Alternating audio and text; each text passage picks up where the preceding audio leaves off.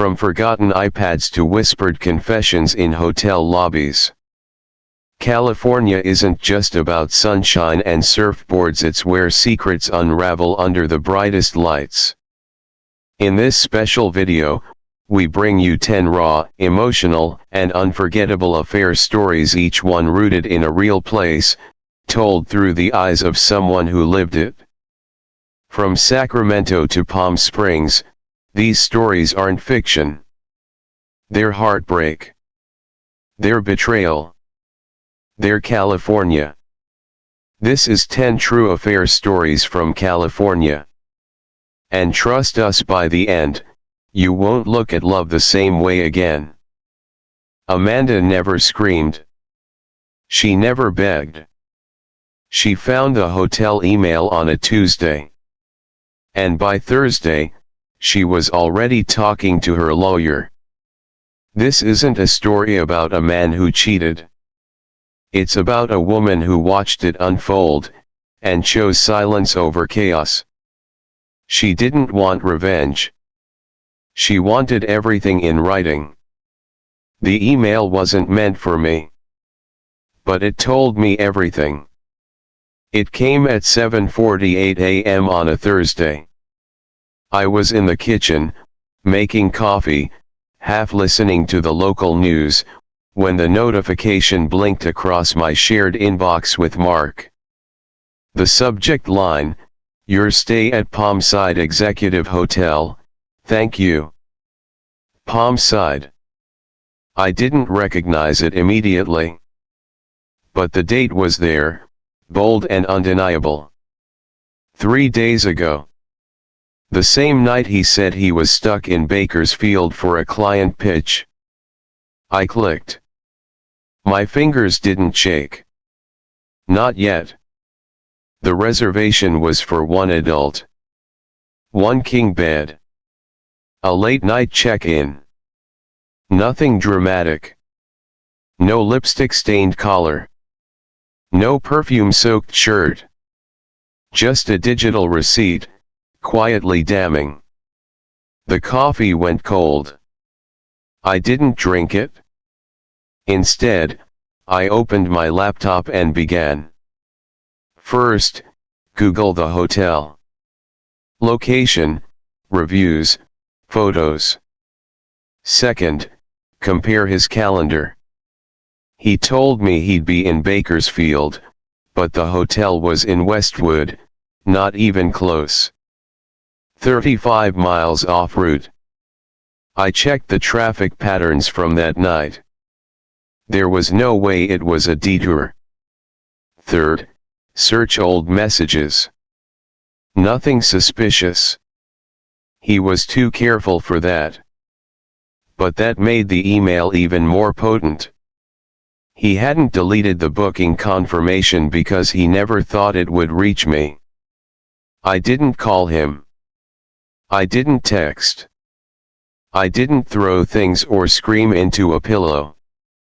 That version of me doesn't exist anymore. People think betrayal comes with shouting. But no. Sometimes it arrives on a quiet morning with soft light through the blinds and a Gmail ping that splits your life into before and after. I stared at the screen.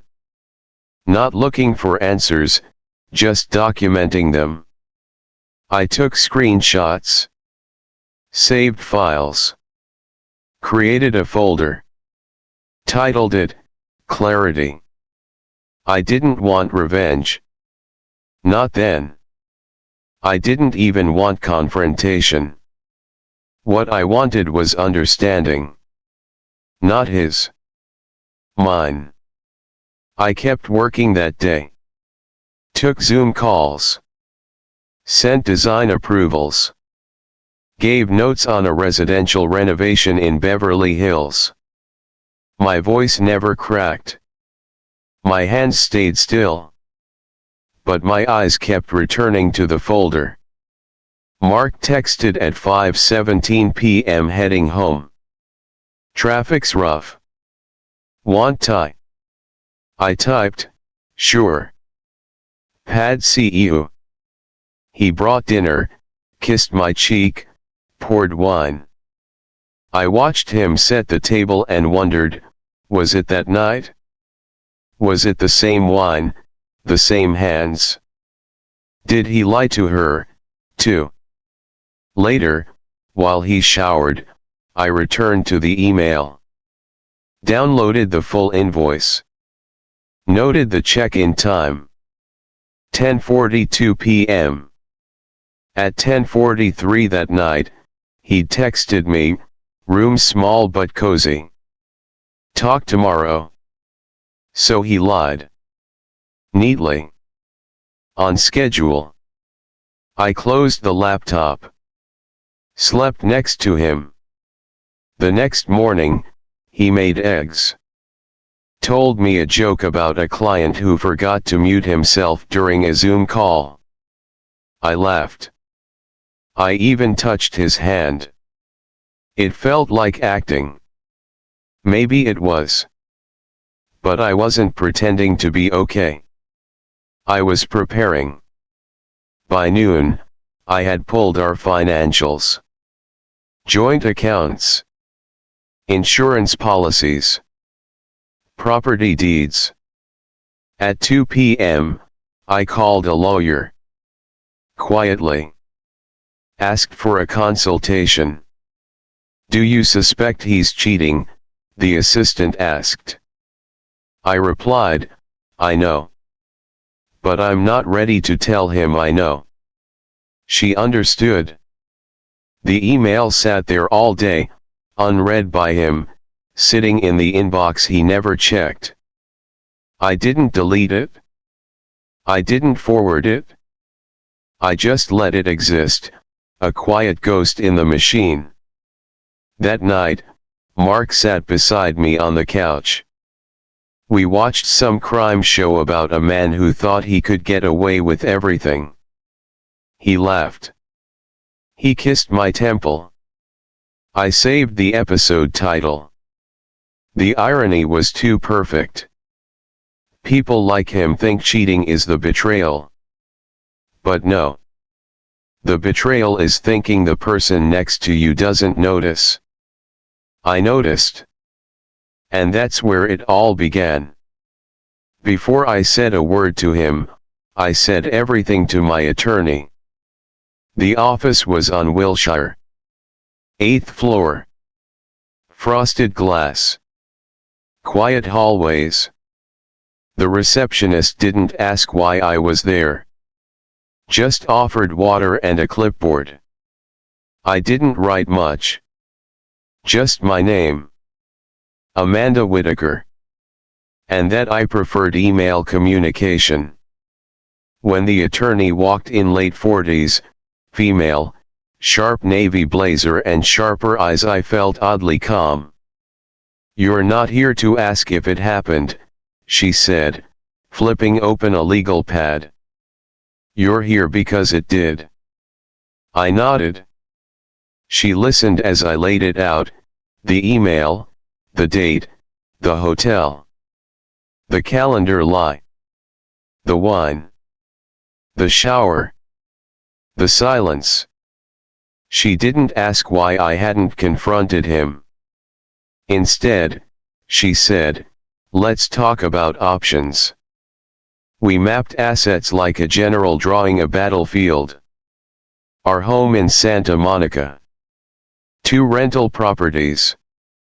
1 beach house in Mendocino he thought I hated. Retirement accounts, investment portfolios, a wine collection that had become his weekend obsession. I told her I didn't want war. I wanted structure. A clean extraction. She smiled. Then we'll do this the smart way. From that moment, I became a student of my own life. Every password, every account, every tiny clause I'd once schemed over while trusting the man beside me, I read them again. Closely. I changed nothing yet. But I looked. Deeply. Repeatedly. And I documented. At home, I continued to be Amanda the wife. I asked how his day was. Laughed when appropriate. Cooked a little more than usual. Not because I cared to win him back, but because I wanted him comfortable. Loose. Predictable. He became sloppy in his comfort. Told me about his co-worker's divorce. Joked about prenups. Once, over dinner, he said, "You'd never do that to me." I smiled. Tilted my wine glass. Of course not. The irony nearly choked me. He was texting more now. The smile when his phone buzzed was different. Not the alert of a boss or a client. A smirk. The kind you give someone who thinks they're clever. I watched from the kitchen.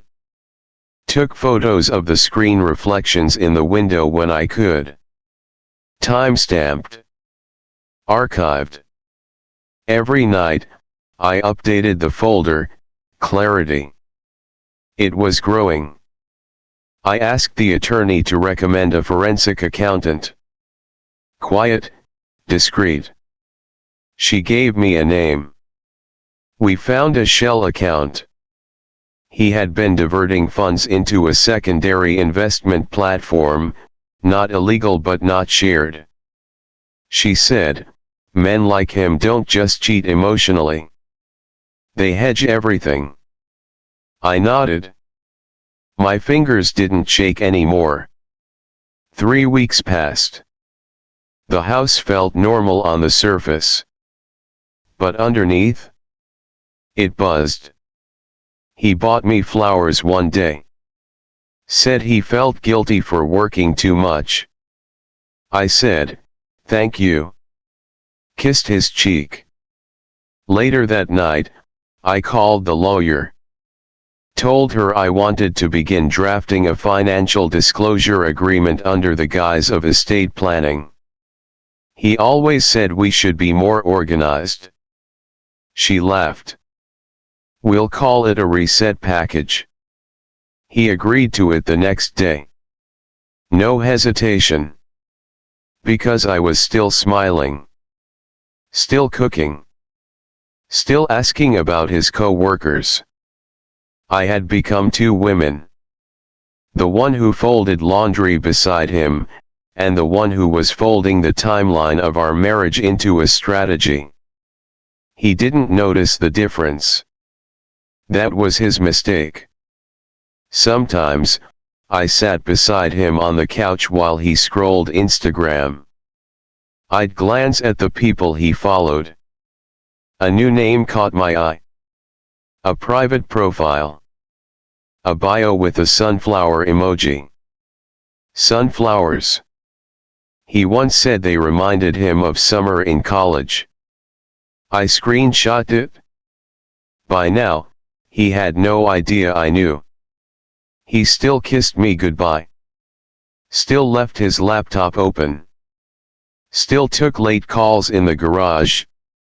I logged every detail. The lawyer called this phase preparatory calm. She said, "He's writing the ending without knowing you've already outlined the final chapter." It was a strange kind of power. Not joyful. Not vengeful. Just, precise. Each day, I played my part. And each night, I sharpened the edges of my plan. When he hugged me in the hallway, I hugged back. Because some goodbyes require the illusion of warmth before the door closes. I hadn't said a word to him. But I had said everything that mattered. To my lawyer. And soon, it would begin. He signed everything, because he still thought I loved him. It was the perfect setup, a joint investment in a boutique real estate firm expanding in Palm Springs. Mark was excited. He kept saying it was our next chapter. I let him believe it. We scheduled a meeting with the partners. I offered to handle the legal coordination. Mark hated paperwork, always had. It was how I'd managed to manage him for years. Let's just formalize a few things before we jump in, I said one night, handing him a stack of documents over dinner. You know, for clarity. He didn't even look up from his pasta. Just said, whatever you need, babe. I trust you. He signed every page. The documents included a financial partition clause, a confidentiality rider, a silent reassignment of personal assets in the event of ethical misconduct. I had spent weeks with my attorney crafting the language to be surgical, fair, but final. He initialed next to every red tab. You always make this easy, he said with a smirk. And I smiled. 3 days later, I scheduled the transfer. The money moved. The paperwork was logged. I waited one more week. Just enough time for his guard to be at its lowest. Just enough time for me to breathe through the final act. That Saturday, he left for a strategy weekend with the investment team. I knew exactly where he was going. While he packed, he kissed my forehead. Said, I love how you always believe in me. I said, go make us proud. When the door closed behind him, I picked up my phone. The clip was ready. It was a short recording from the nanny cam I'd placed in the guest room 6 weeks earlier. The footage showed him with the woman from the sunflower emoji bio. Not explicit, but enough. I emailed it to him with no subject line. Just one sentence in the body. You were too busy watching her to realize I was watching you. The message marked as read within minutes. He called. I declined. He called again. Then texted. Amanda, what is this? We need to talk. I messed up. But we can fix this. I didn't answer. He got home Sunday night. The house was quiet. My keys were gone. On the counter, a folder with a sticky note, refer to section 3.2. Inside, the agreements. His initials. The bank transfer confirmation. A printed screenshot of the video. He didn't call again that night. When he finally did, his voice was small. Like a boy who just realized he broke something he can't glue back together. You didn't have to do it like this, he whispered. I almost replied. Almost told him that I had no other choice. That his lies left me no room for confrontation, only construction. But I didn't. Because this wasn't about explanations anymore. It was about closure. He signed everything because he thought love meant loyalty. He was wrong. Love means truth. And he gave me neither.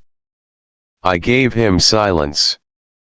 Which, in the end, was louder than anything he could have said. She didn't want revenge. She just wanted the ending in her own hands. The morning after, I packed lightly. 2 suitcases. A leather folder with my documents. No boxes. No drama. No goodbyes. I left my wedding ring on the nightstand. Not out of symbolism. Just practicality. I didn't want to carry it. The house was still. It smelled like fresh coffee. He must have brewed it before realizing I wasn't there. I imagined him walking through the kitchen, calling my name with that half-worried, half-irritated tone. Then seeing the empty closet. The note on the dresser. This isn't yours anymore. I moved into a short-term rental off Ocean Avenue. It had a view of the water and enough space to breathe. I brought my laptop, a few clothes, and silence. He texted within hours. We need to talk. Can we fix this? You blindsided me. The messages came fast, then slower, then desperate. Then nostalgic. Photos of us. Memories. Vacations. Jokes. I didn't answer. Because this wasn't a negotiation. It was a declaration. Of self-respect. Of finality. Some nights, I opened a blank document and stared at the cursor. Not because I wanted to relieve it, but because I wanted to record it. Not for him. Not for a courtroom. Just for me. He kept reaching out. Emails. A voicemail where he cried. A letter, handwritten, dropped at my old front door. It sat there for days. I never picked it up. Forgiveness is a beautiful thing. But it isn't always owed. He had framed our marriage with charm and care. But behind it, there was rot. Quiet, spreading rot. And once I saw it, I couldn't unsee it. I wasn't angry. I was clear. That confused him the most. That I didn't scream. Didn't show up. Didn't fight. That I just left. In control. Intact. There's a particular power in walking away without needing to be seen. A month passed. The documents finalized. The transfers held.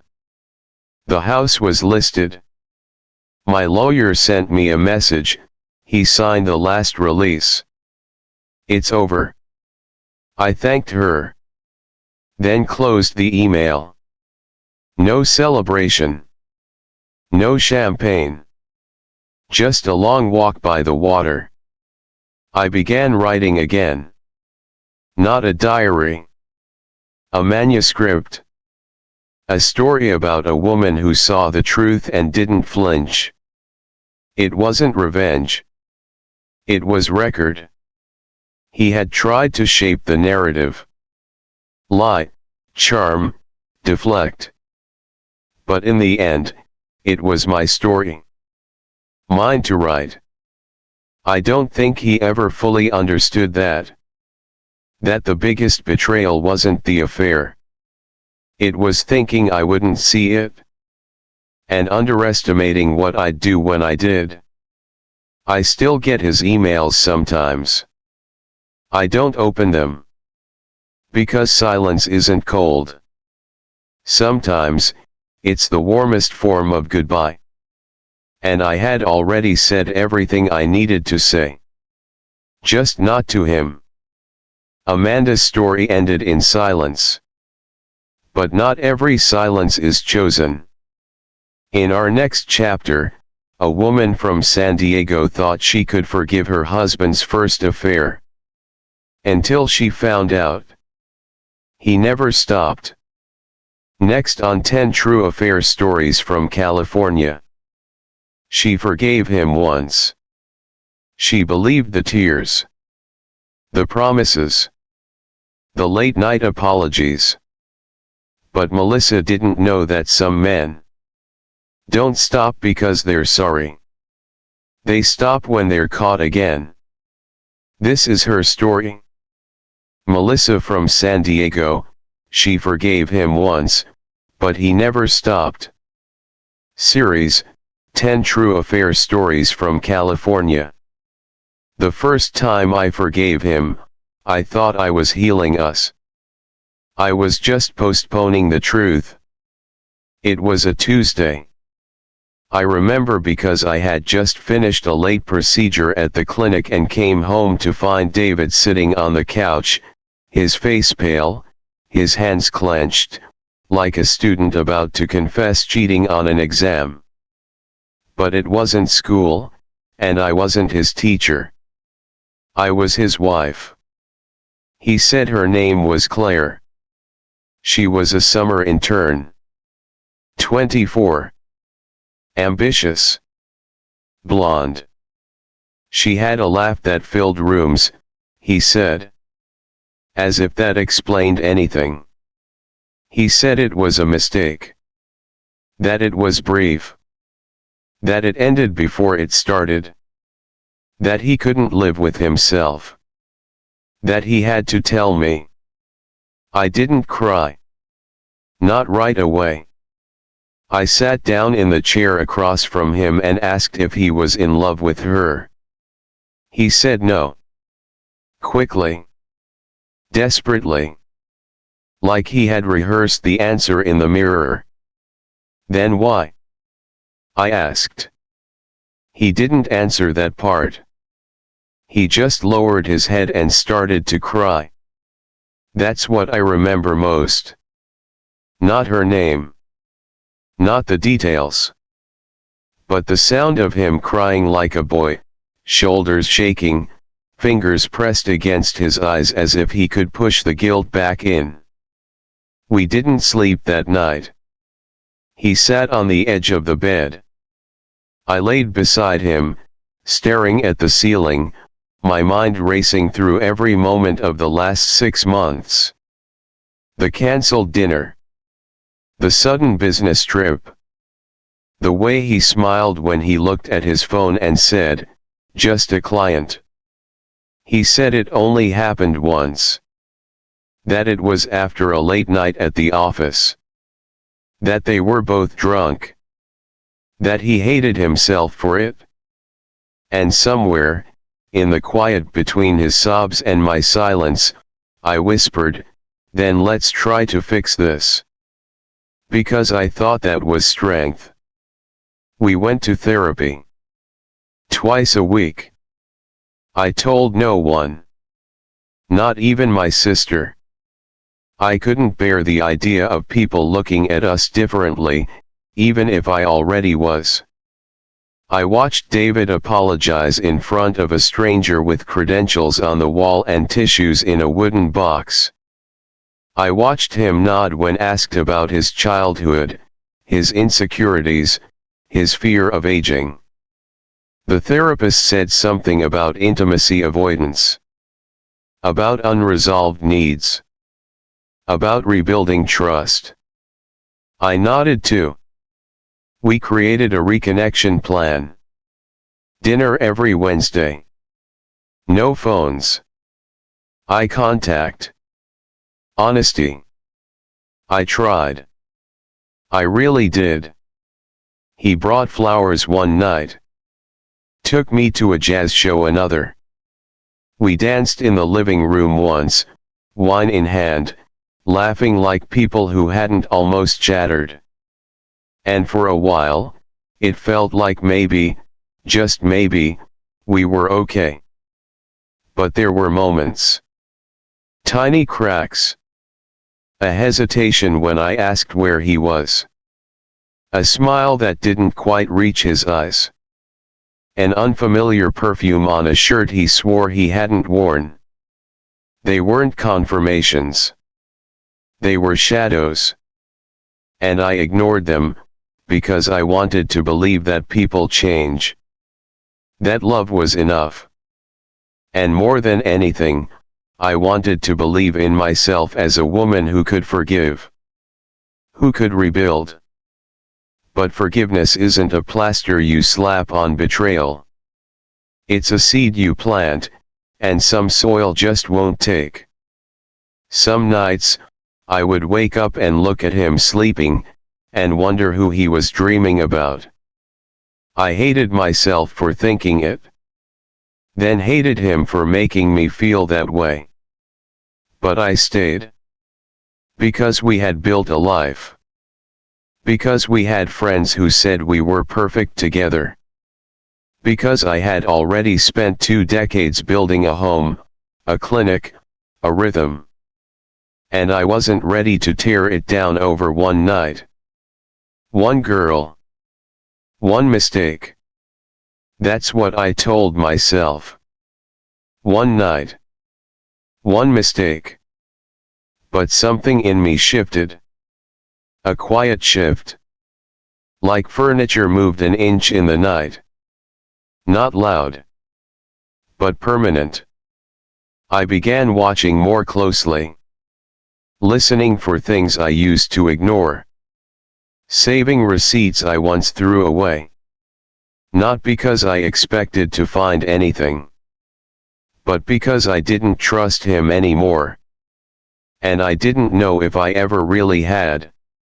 Still, I smiled. Still, I played the part. Because I wanted it to be true. Because I thought I was healing us. But I was just postponing the truth. He swore it was the last time.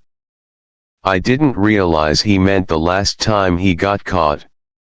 6 months had passed. 6 long months of Wednesday dinners, mutual playlists, the therapist's voice echoing in our heads, and the faint hope that we were rebuilding something real. David had become attentive again, if not a little forced. We both acted like forgiveness had cleaned the slate. But then the signs came back.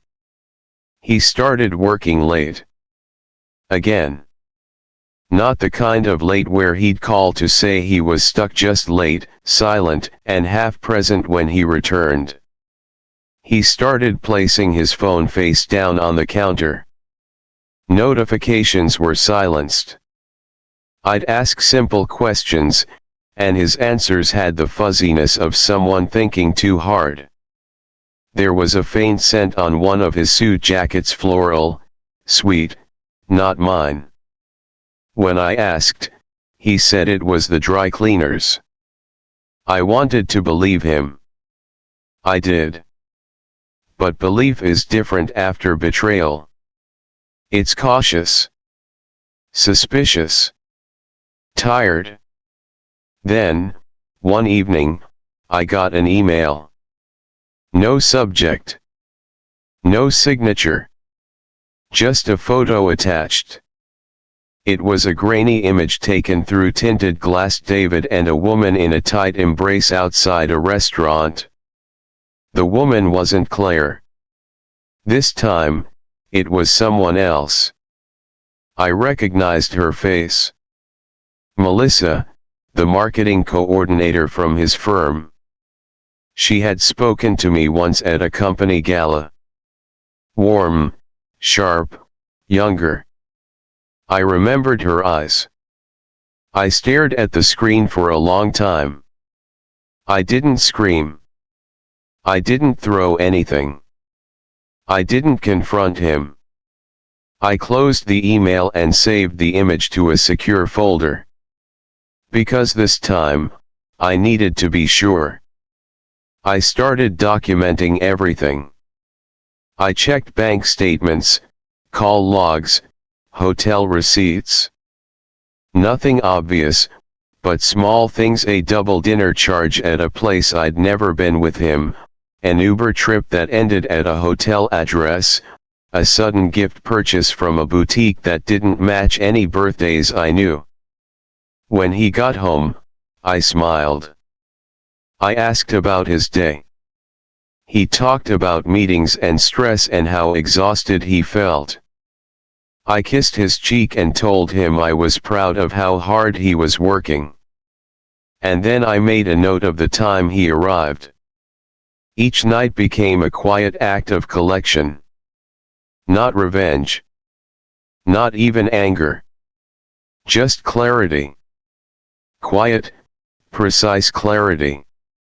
The David who stood in our kitchen, sipping wine and talking about potential vacations, was no longer the man I had married. Or maybe he was and I just hadn't seen it until now.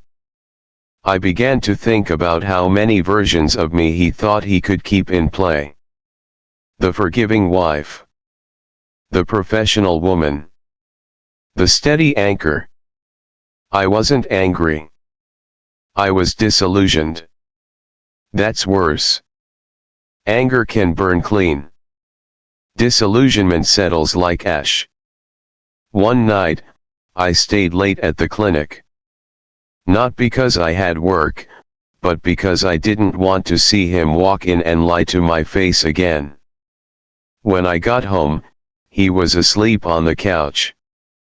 His phone on the armrest, unlocked. I didn't hesitate. I opened his messages. Nothing overt. But I found a chat under the name Mike L. Except Mike used too many exclamation marks. Mike sent hearts. Mike wasn't Mike. I took screenshots. I made backups. Then I backed away from the couch, and from the version of myself who once thought rebuilding trust meant closing your eyes tighter. He swore it was the last time. He cried in therapy. He promised me it would never happen again. But what he meant was that it would never happen again where I could see it. Until I did. And this time, I wasn't the woman who needed him to admit it. I already knew.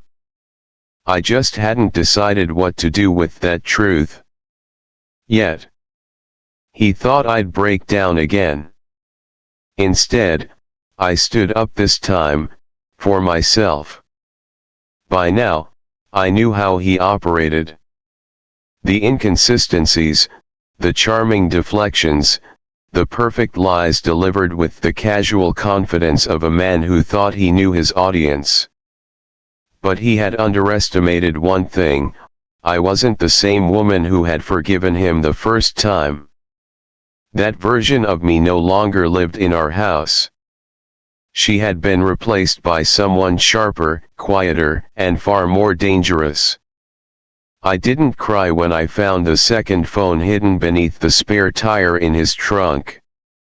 I didn't flinch when I heard the voicemail Melissa left him, her voice syrupy and smug.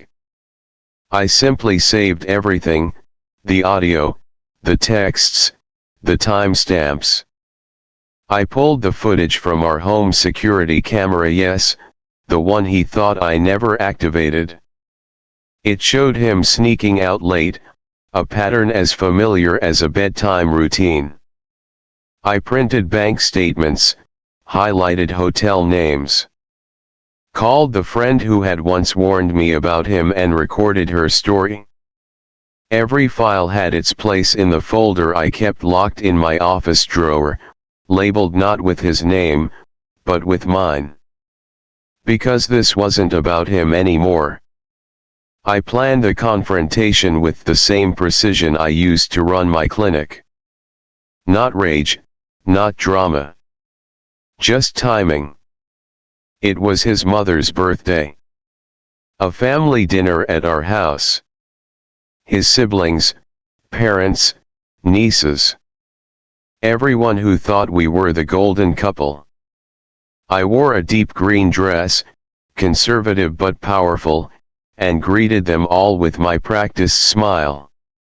David stood beside me, his hand on my back like a claim.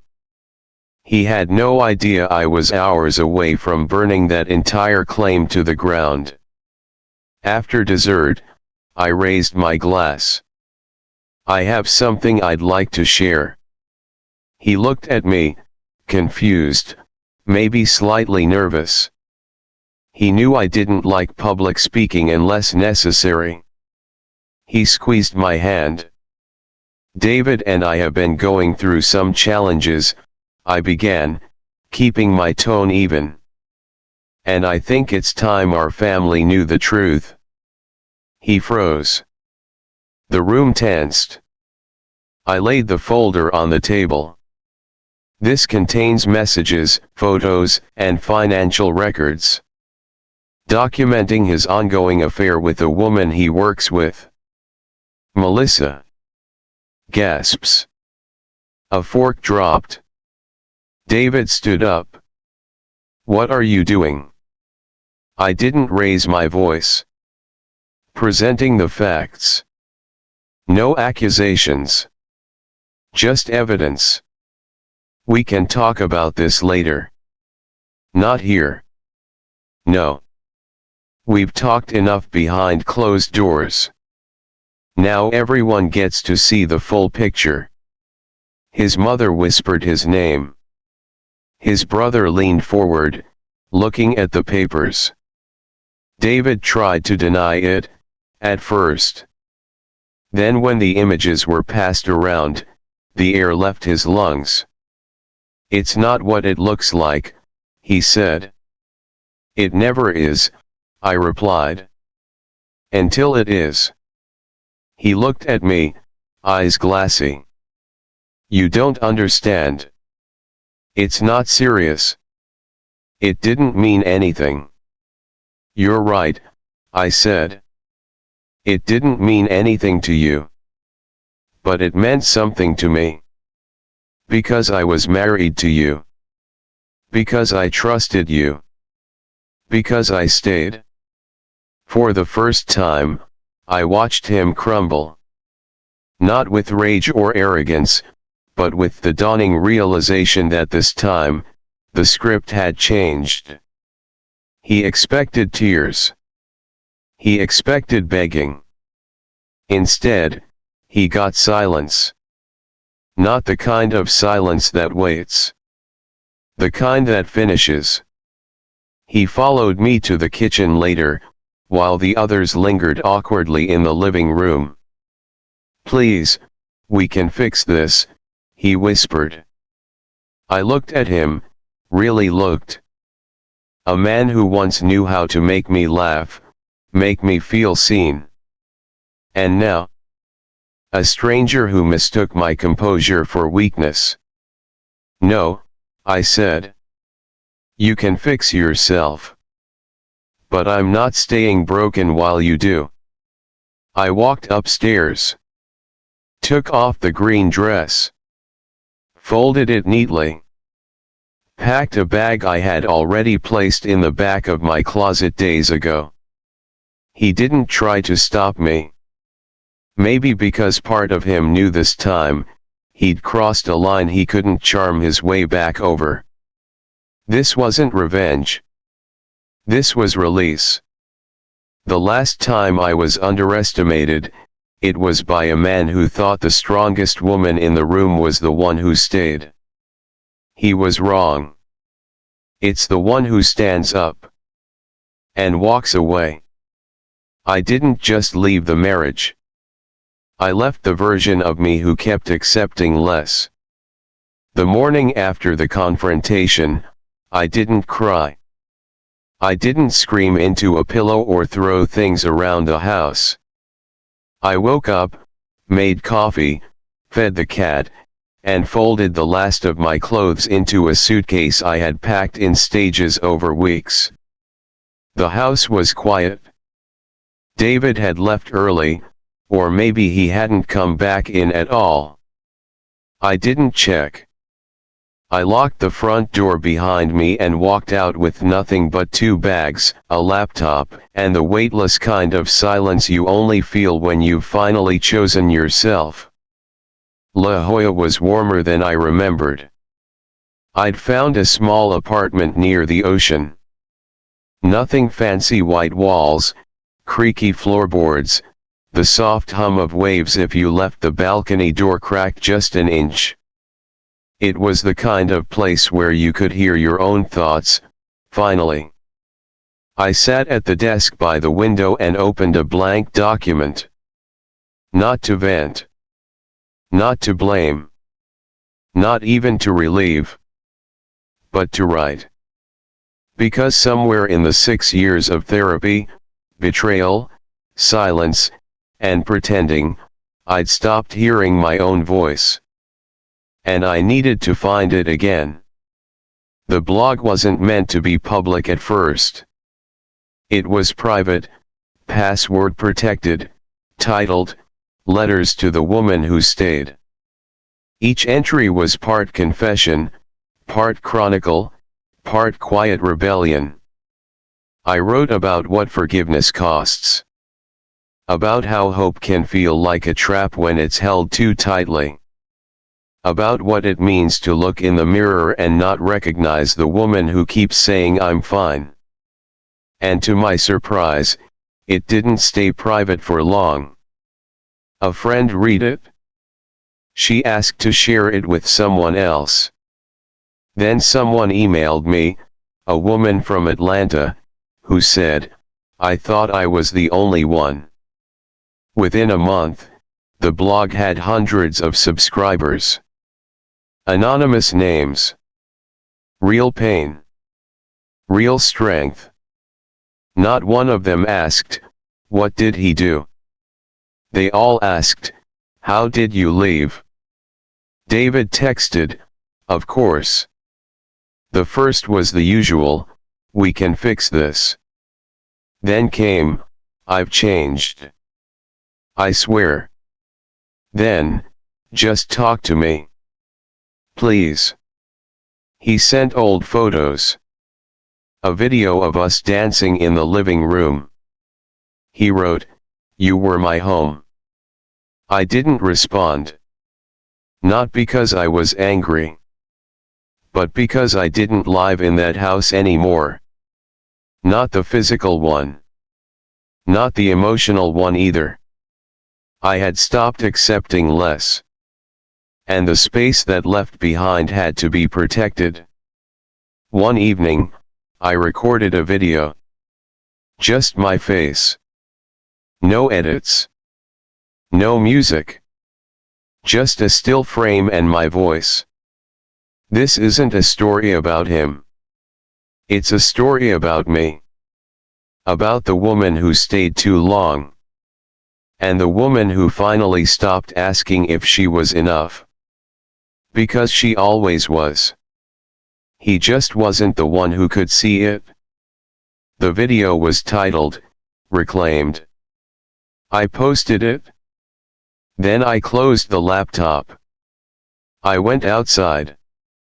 Walked barefoot to the beach. Let the ocean touch my toes. And I stood there for a while. Not waiting. Not remembering. Just breathing. I didn't just leave the marriage. I left the version of me who thought love meant endurance. Now, I write. Not about him. About her. The woman who walked away with nothing but truth in her hands and still called it freedom. Melissa walked away, not from a man, but from the silence she used to live in. But not every woman leaves quietly. In our next story, a wife in Sacramento doesn't walk away at all. She stays, long enough to uncover a betrayal that runs deeper than an affair. Don't miss story number 3 in our series, 10 True Affair Stories from California. Because sometimes, the most dangerous lies are the ones whispered by those who claim to protect you. She wasn't looking for proof. But the proof rolled right past her feet. A coral red lipstick buried inside the robot vacuum. Not hers. Not even close. And just like that, 10 quiet years of marriage began to fall apart. Kelly from Orange County, the lipstick in the vacuum wasn't hers. Series, 10 True Affair Stories from California. The living room was still, touched only by the warm afternoon light slipping through beige curtains. It was the kind of silence that didn't demand anything, a quiet Saturday where Kelly finally had the house to herself. Her husband was out for a walk, or so he said. Their house in Orange County was modest, serene, tidy like her routines. Vacuuming, laundry, folding towels just right. Everything had its place. Everything made sense. She set the robot vacuum loose as she always did around this time. It hummed to life, swirling along the hardwood floor with the reliability of a well-trained pet. Kelly wiped the kitchen counter slowly, lost in thought, not thinking about anything in particular. But then, the pattern broke. A bump. Another. Then a rhythmic thud like the sound of someone gently knocking from beneath the couch. She peeked into the living room. The robot had veered off track, wedged beneath the edge of the beige sectional. It reversed, bumped again, reversed. And again. Kelly sighed, wiped her hands dry on her jeans, and crouched down to fetch it. Seriously, she murmured to the machine, lifting it by its sides. The vacuum gave a half-hearted spin of its brushes before whirring down to silence. She flipped open the dustbin to empty it routine, robotic. But something caught her eye. Nestled between strands of hair, gray fuzz, and crumbs was a small, unfamiliar shape. Kelly squinted. Reaching in, her fingers wrapped around a smooth, cylindrical object. It was a lipstick. Coral red. Not hers. Her breath hitched. She turned it over in her palm. The label was rubbed off from friction. The cap was missing. The lipstick itself was smudged, half-used, and clung with threads of dust like it had been there for days, maybe weeks. Kelly blinked. Her first instinct wasn't betrayal. It was confusion. She rarely wore lipstick, and when she did, it was always matte nude or rosewood. Nothing this bright. Nothing this bold.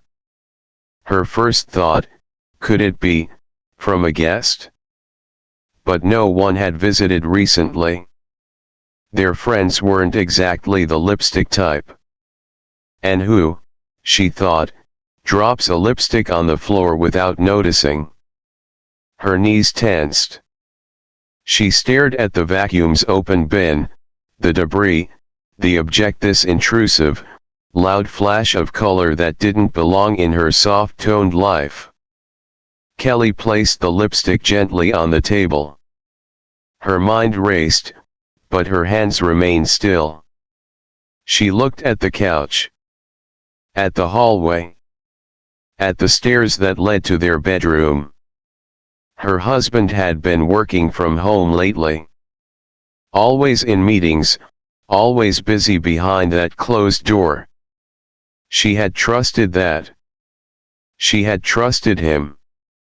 But now the silence around her started to feel staged. Too clean. Too composed. Like a soundproof lie. Her fingers itched. Her phone was right there. One quick search could pull up delivery logs, messages, cameras. But she didn't move. Not yet. She remembered last week, when she came home early and he looked startled, as if caught mid-thought. She remembered the whiff of perfume, sweet and unfamiliar, hanging in the kitchen like a question mark. He had smiled too quickly. But she brushed it off. Like she always did. Because he was loyal. Predictable. Too mild to cheat. Wasn't he? Kelly stood in the middle of the living room holding the vacuum like it might explain itself. Her heartbeat ticked faster. Not fear, anticipation. And something else. Something ancient and feminine, instinct. She sat down slowly, placing the vacuum on the floor, still staring at the lipstick.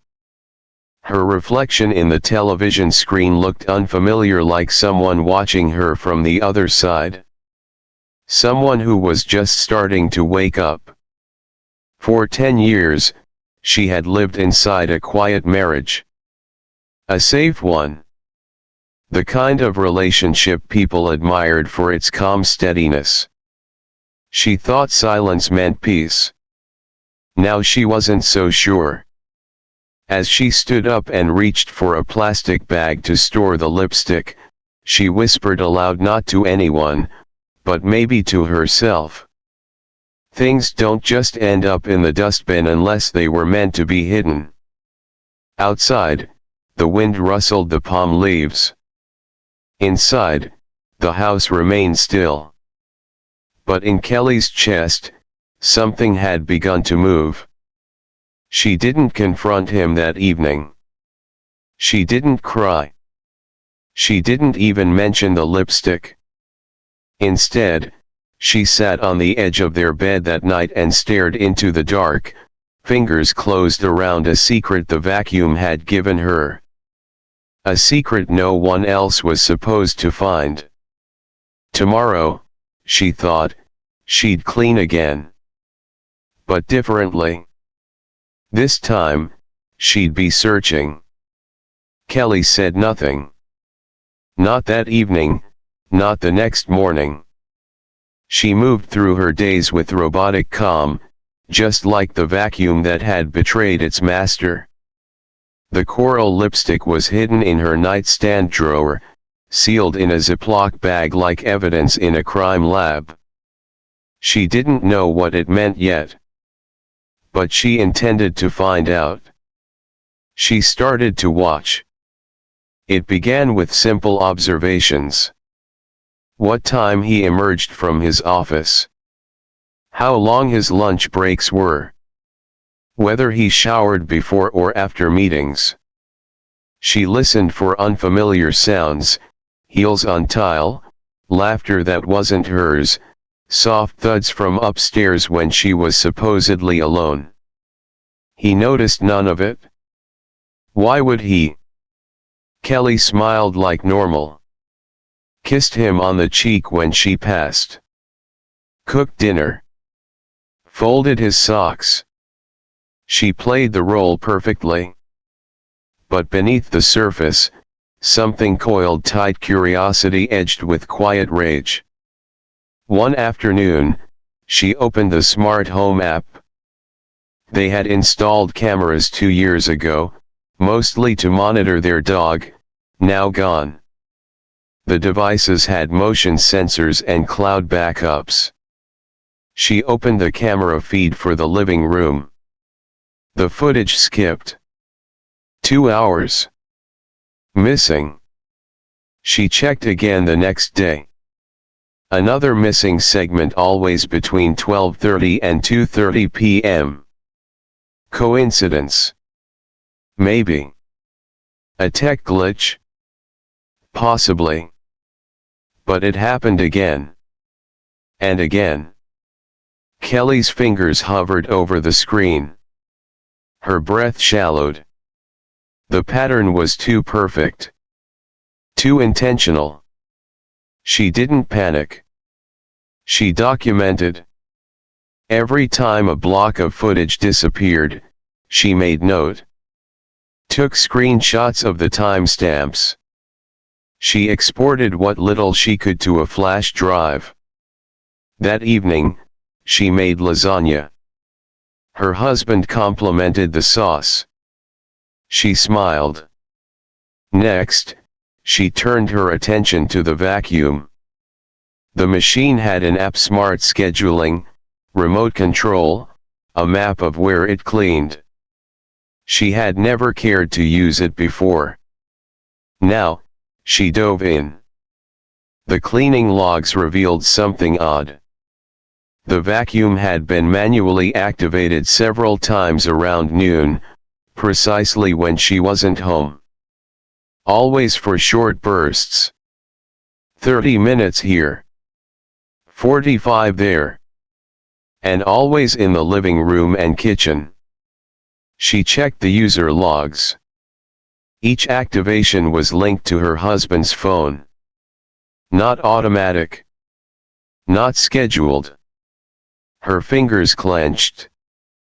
Maybe he was just cleaning? Maybe he dropped something? Maybe it was nothing. Maybe. But the word no longer held comfort. It tasted like denial. Kelly waited a few more days. Observed. Measured. Studied. Then one evening, he left his laptop open in the kitchen while he stepped outside for a call. Kelly moved quietly. Sat down. The screen blinked to life. She opened the Uber app. Under his profile, she checked recent trips. Most were normal. Office supply runs. Coffee shops. But one stood out. A trip logged 2 weeks ago, 1:03 p.m., pickup, a nearby apartment complex. Drop off, their home. Kelly's throat tightened. There was no return trip. She clicked to see more details. The ride was short. Paid with Apple Pay. No tip. No other riders listed. Her mind reeled. She imagined the scenario, a woman stepping out of a rideshare, walking up their driveway while Kelly browsed the frozen aisle at Trader Joe's. She imagined the front door opening. The hallway. The couch. The kitchen counter where she chopped vegetables hours later. The air in the room grew thin. Her temples pulsed. She logged out. Closed the laptop. Placed it exactly as he left it. That night, she stared at the ceiling fan spinning above their bed. Her husband snored beside her, soft and unbothered. Kelly didn't cry. She didn't rage. Instead, she watched the shadows slide across the ceiling and whispered, "I don't need to yell. I just need the truth." She began to write. Not in a journal, but in structured notes, names, times, anomalies. Her phone became a vault of screenshots and voice memos. Every strange moment. Every misalignment. She captured it all. One morning, she noticed a faint mark on the counter. Lipstick. Coral. He had tried to wipe it, but the smear was stubborn, like guilt that stains even after scrubbing. She leaned closer, studying it like a detective with a magnifying glass. Kelly no longer lived inside her marriage. She lived alongside it, documenting the cracks. And with each detail, each cold, irrefutable piece of data, the story wrote itself. A story he didn't know she was reading. She no longer hoped it wasn't true. She just wanted to be sure. Because sometimes, a woman's silence isn't submission. It's strategy. The table was set with care. 2 place settings. Crystal glasses. Her grandmother's porcelain plates. A single white candle flickering in the center. Kelly took a step back and studied the scene like a stage director preparing for a final act. She smoothed the tablecloth, checked the angle of the wine bottle, and made sure the TV remote was tucked beneath the napkin beside her plate. 10 years. That was the script. 10 years of marriage. 10 years of dinners, shared toothpaste, laundry folded in silence. 10 years of ordinary routines that now, under candlelight, felt like a prelude to something else entirely. He came down the stairs smiling, dressed in the navy button-up she liked.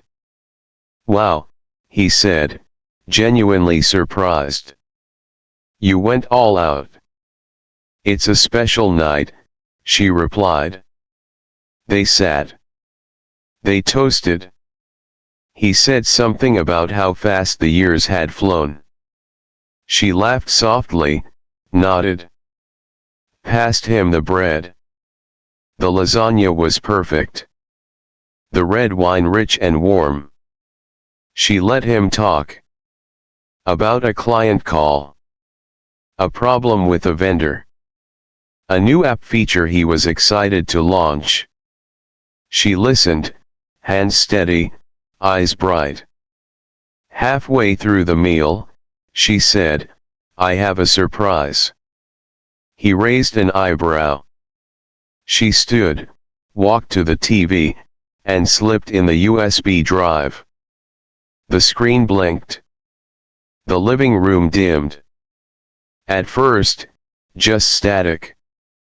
Then motion. The footage was grainy, captured from a low angle, slightly tilted. It showed their kitchen. Their refrigerator. The counter. The floor. And then, movement. A woman entered the frame. Dark hair. Tight dress. She walked with purpose, barefoot on the tile. She paused, glanced behind her, and smiled.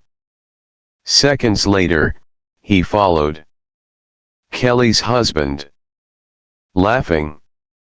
The woman wrapped her arms around his neck. Kissed him. Long familiar. He didn't pull away. Kelly didn't look at the screen. She watched him. His fork had stopped. His mouth slightly open. He didn't blink. The blood drained from his face. The footage continued. They moved toward the counter. She lifted herself onto it. He stepped between her legs. Then something fell. A small object clattered to the floor. The woman jumped down, crouched, reached under the cabinet. But she didn't find it. The camera angle shifted, this time from the robot vacuum, rolling nearby, unnoticed. It caught the lipstick rolling beneath the edge of the couch. Then the screen went black. Kelly returned to the table. Poured herself another glass of wine. Sat down. He was frozen. Silent. She took a bite of lasagna. Chewed slowly. You know, she said, not looking at him, you can clean a lot of things. Counters. Schedules. Your phone. She turned to face him. But the robot doesn't keep secrets. He opened his mouth, but no words came. She didn't cry. He reached for his glass. Missed. Knocked it slightly. The stem wobbled. Kelly wiped her mouth with the cloth napkin. Folded it. Placed it on her plate. I just wanted you to see what I already knew. She stood. Walked to the kitchen. He followed, but slower, like gravity had suddenly thickened. Kelly, I dash. She held up a hand. Don't. The air was heavy with heat, garlic, silence. She opened a drawer. Pulled out the Ziploc bag. Held it up. You missed this. He stared at it. Coral red. Dull under the kitchen lights. I don't want an explanation. I want space. He exhaled, tried to step closer. She stepped back. This house isn't a stage, she said quietly. I'm not your audience. She walked past him. Up the stairs. each step louder than his breathing. In their bedroom, she sat on the edge of the bed, removed her earrings, and stared at herself in the mirror. No tears. Just clarity. Below, she heard the dining chair scrape against the floor. A cupboard open. The faint clink of a glass. Kelly closed the door. Turned the lock. Downstairs, the TV screen still glowed, paused on the image of two people who didn't know they were being watched. A final, unspoken line hovered in the air, one she didn't say, but felt deeply. Sometimes, the cleanest break is the one you prepare in silence. And tonight, she had prepared everything. The next morning, the house was still. No footsteps. No coffee brewing. Just the low hum of appliances and the distant crash of waves from beyond the windows. The storm had passed, but the silence it left behind was deeper, heavier, and oddly serene. Kelly moved through the bedroom with slow precision. She wasn't packing in a rush. There were no tears, no frantic hands tossing things into bags. Just folded clothes, zipped luggage, and a phone charger coiled neatly into her purse. She paused in the doorway of the closet, scanning what she would leave behind: a winter coat she hadn't worn in 2 years, a pair of his sneakers under the shelf, the pale blue dress he once said made her look too serious. She smiled faintly. Downstairs, the table was as she had left it. 2 plates still resting in place. The candle had burned down to its base. The wine glasses untouched from where they had been moved the night before. She placed the house key on the table, then reached into her purse and pulled out a small plastic bag. Inside, the coral lipstick. She placed it gently at the center of the table, between the plates. Beside it, a single sheet of paper. Blank. Nothing written. Because there was nothing left to say. She had spoken in silence, and silence had done more damage than any scream could. Outside, the air was cool. The sun hung low, casting soft gold onto the driveway as she stepped into her car. No one watched her go. She didn't check the rearview mirror. There was no need. The drive to the coast was quiet. Just her and the road, and the calm that came with certainty. She didn't feel victorious. She didn't feel broken. She just felt done. Her new apartment was small but bright. It sat 3 blocks from the beach, where the waves rolled in like clockwork, each one wiping away what had come before. The salt air clung to her skin. The sound soothed what little noise remained inside her. That evening, she opened her laptop and created a blank document. Title: What the Robot Knew. She began to write. Not for revenge. Not to expose. But to release. She wrote about the lipstick. The silence. The lies buried under everyday routines. She wrote about the emptiness in their conversations, about the scent she could never name, and the moment her world tipped sideways because of a forgotten object spinning in dust. She didn't name him. Or her. It wasn't their story anymore. It was hers. Each night, she added a little more. Her blog gained quiet traction, strangers commenting, women sharing their own versions of coral lipstick moments. She read every message. Not to feel better, but to feel seen. Her days took on new rhythms. Morning walks by the shore. Coffee at the corner shop. Late night writing under dim light, wrapped in blankets and freedom. Her fingers no longer shook. Her chest no longer ached. She realized she hadn't thought about him in 3 days. And when she did, it wasn't with hate. Just distance. The kind that grows not from anger but clarity. And as the tide rolled in that evening, Kelly stood barefoot in the sand, breathing in the salt and sky, and whispered to herself. He tried to hide it. But I lived through it. Then she turned and walked home. Clean. But betrayal doesn't always leave behind a lipstick. Sometimes, it's a voice on the phone.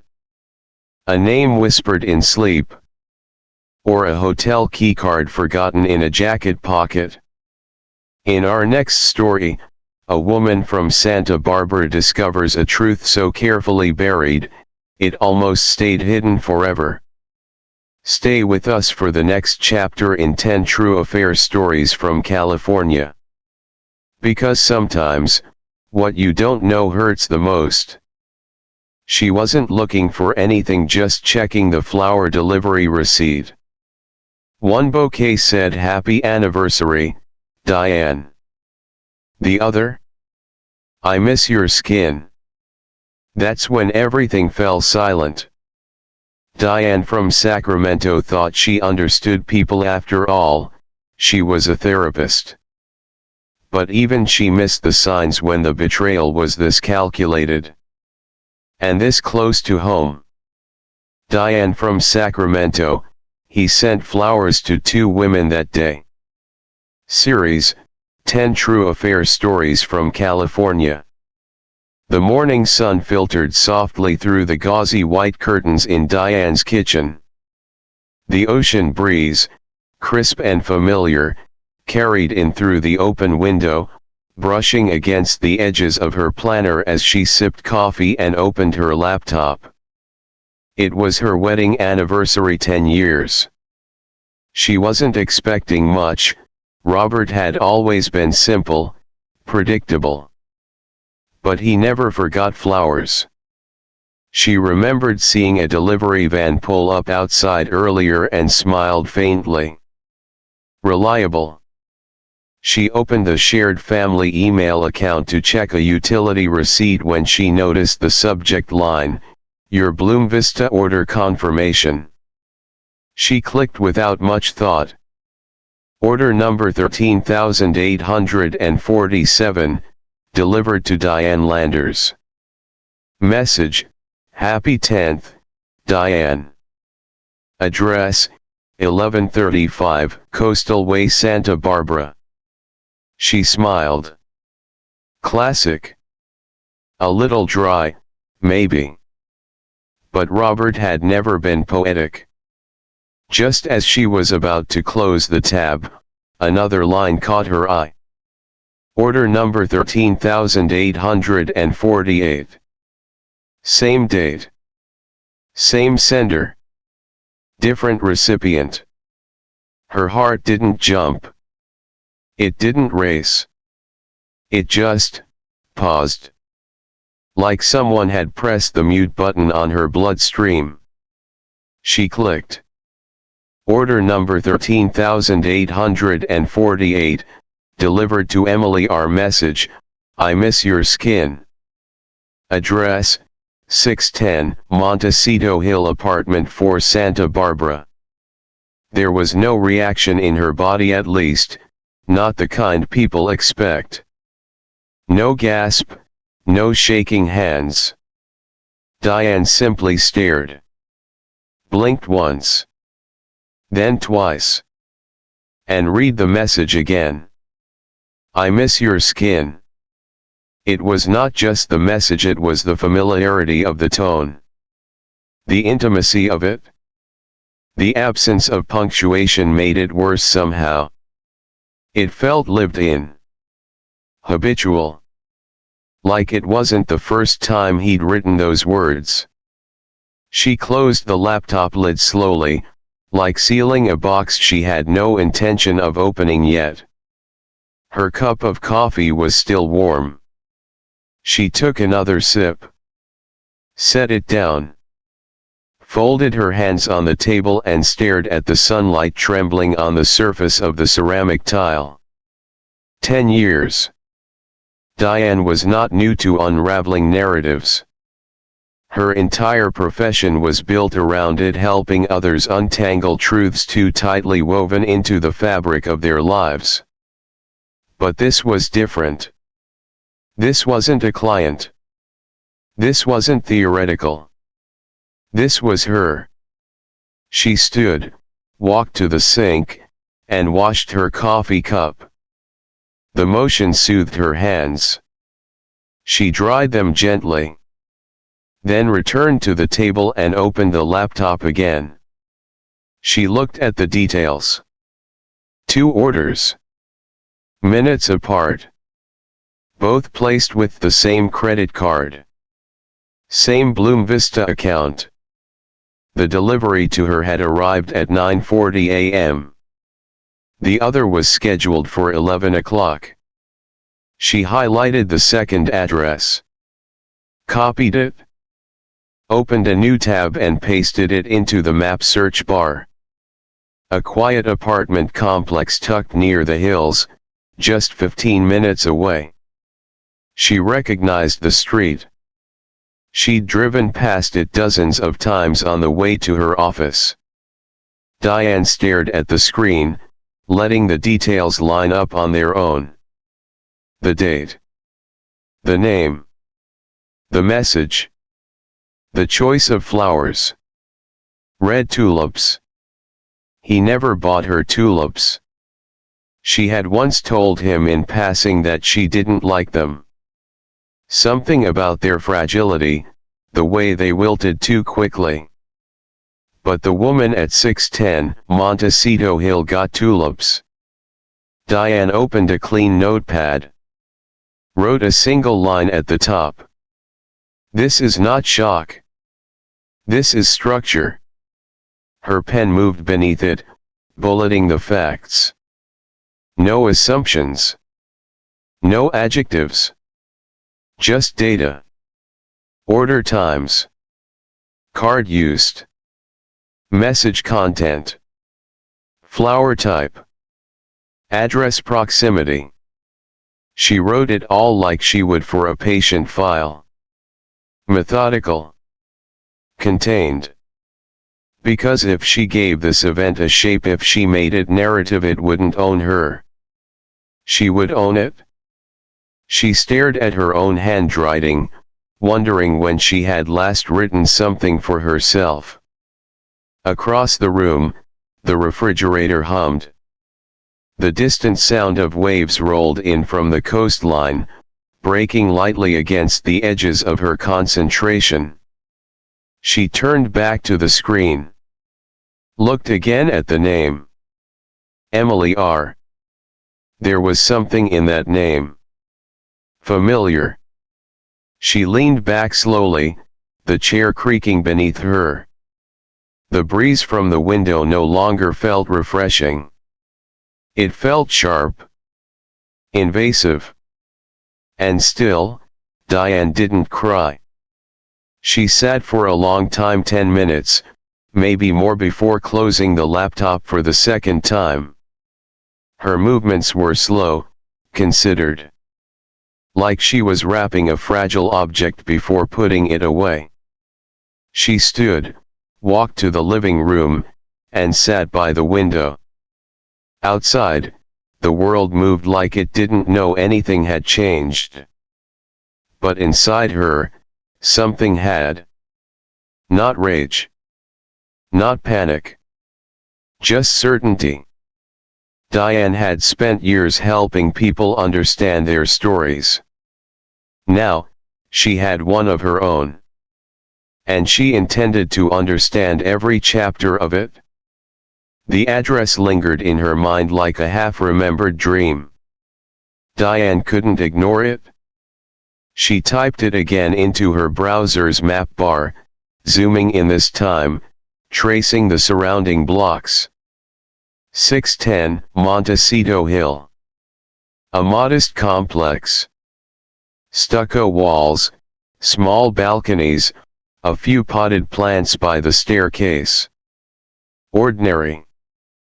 But something about it clawed at her memory. She opened her encrypted client archive. The name Emily R. drifted forward in her mind like a ghost she hadn't spoken to in years. She typed it into her internal database. There were no recent files. But in the archive from nearly 3 years ago, there it was. Emily Rhodes. 27 intake form dated May 8th. Diane clicked. Notes appeared. Session summaries. Fragments of words and emotion. She began to read. Emily, soft-spoken. Restless hands. History of dating unavailable men.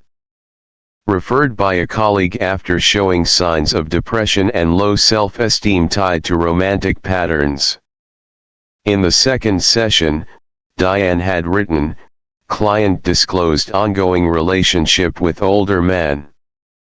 Believes he is married, though claims he is separated.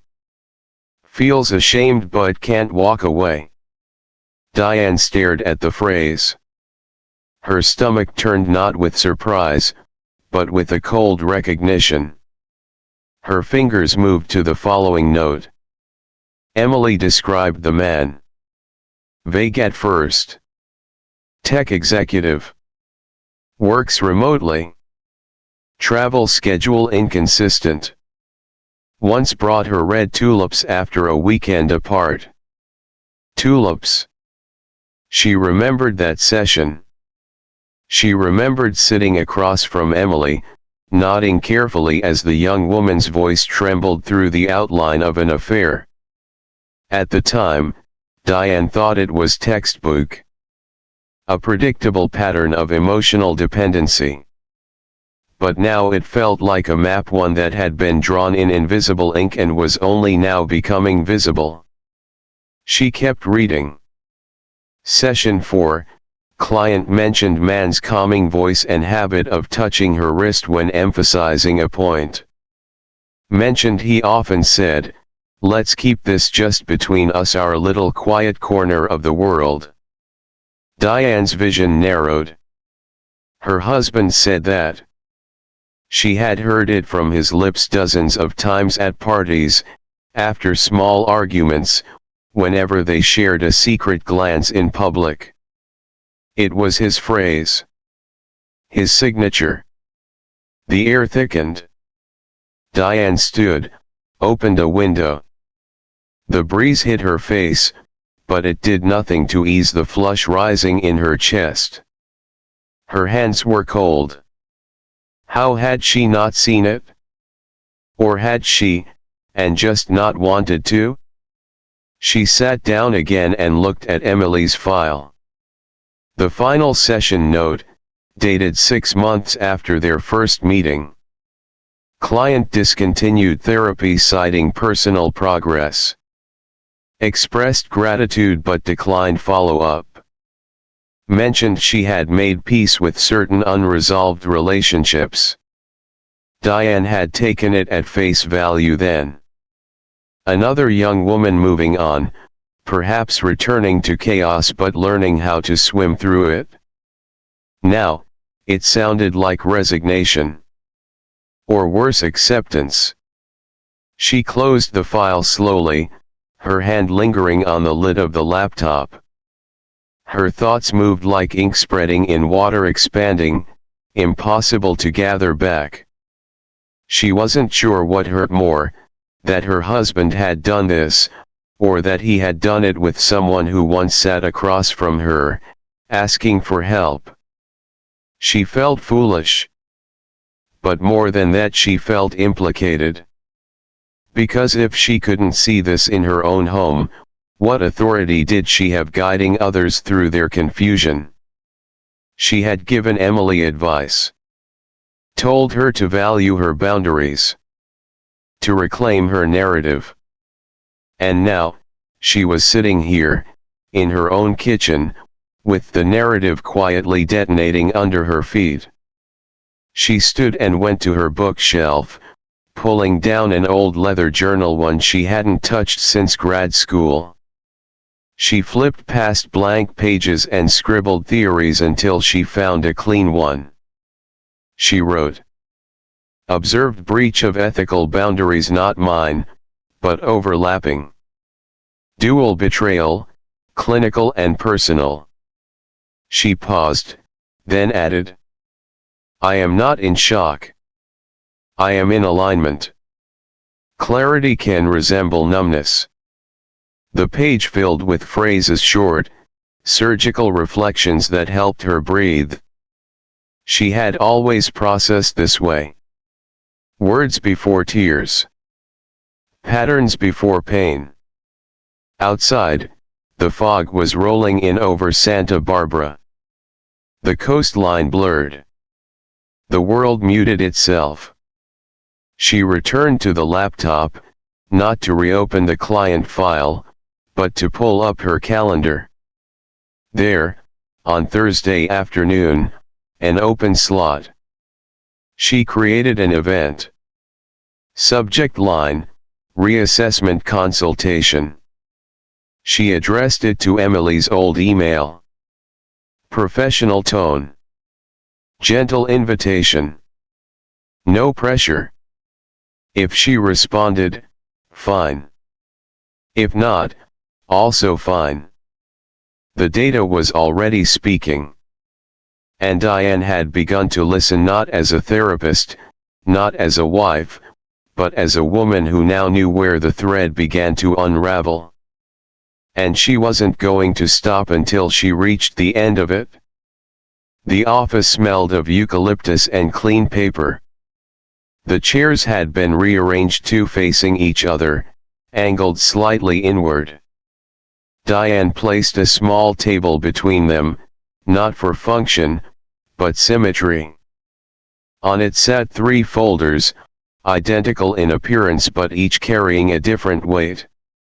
She had prepared the room like a stage, every detail designed to contain what was about to unfold.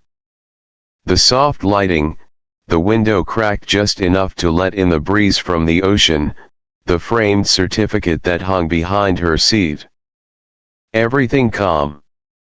Controlled. At 3:02 p.m., Emily arrived. She looked thinner than Diane remembered. Her hair darker. Her face drawn but polite. Nervous eyes flicked around the room before settling on Diane. "Thank you for reaching out," Emily said, folding her hands. Diane nodded. "Have a seat." Emily sat on the left chair. At 3:06, Robert walked in.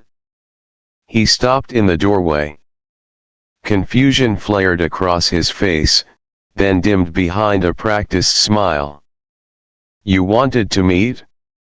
Is everything okay?" "Come in," Diane said.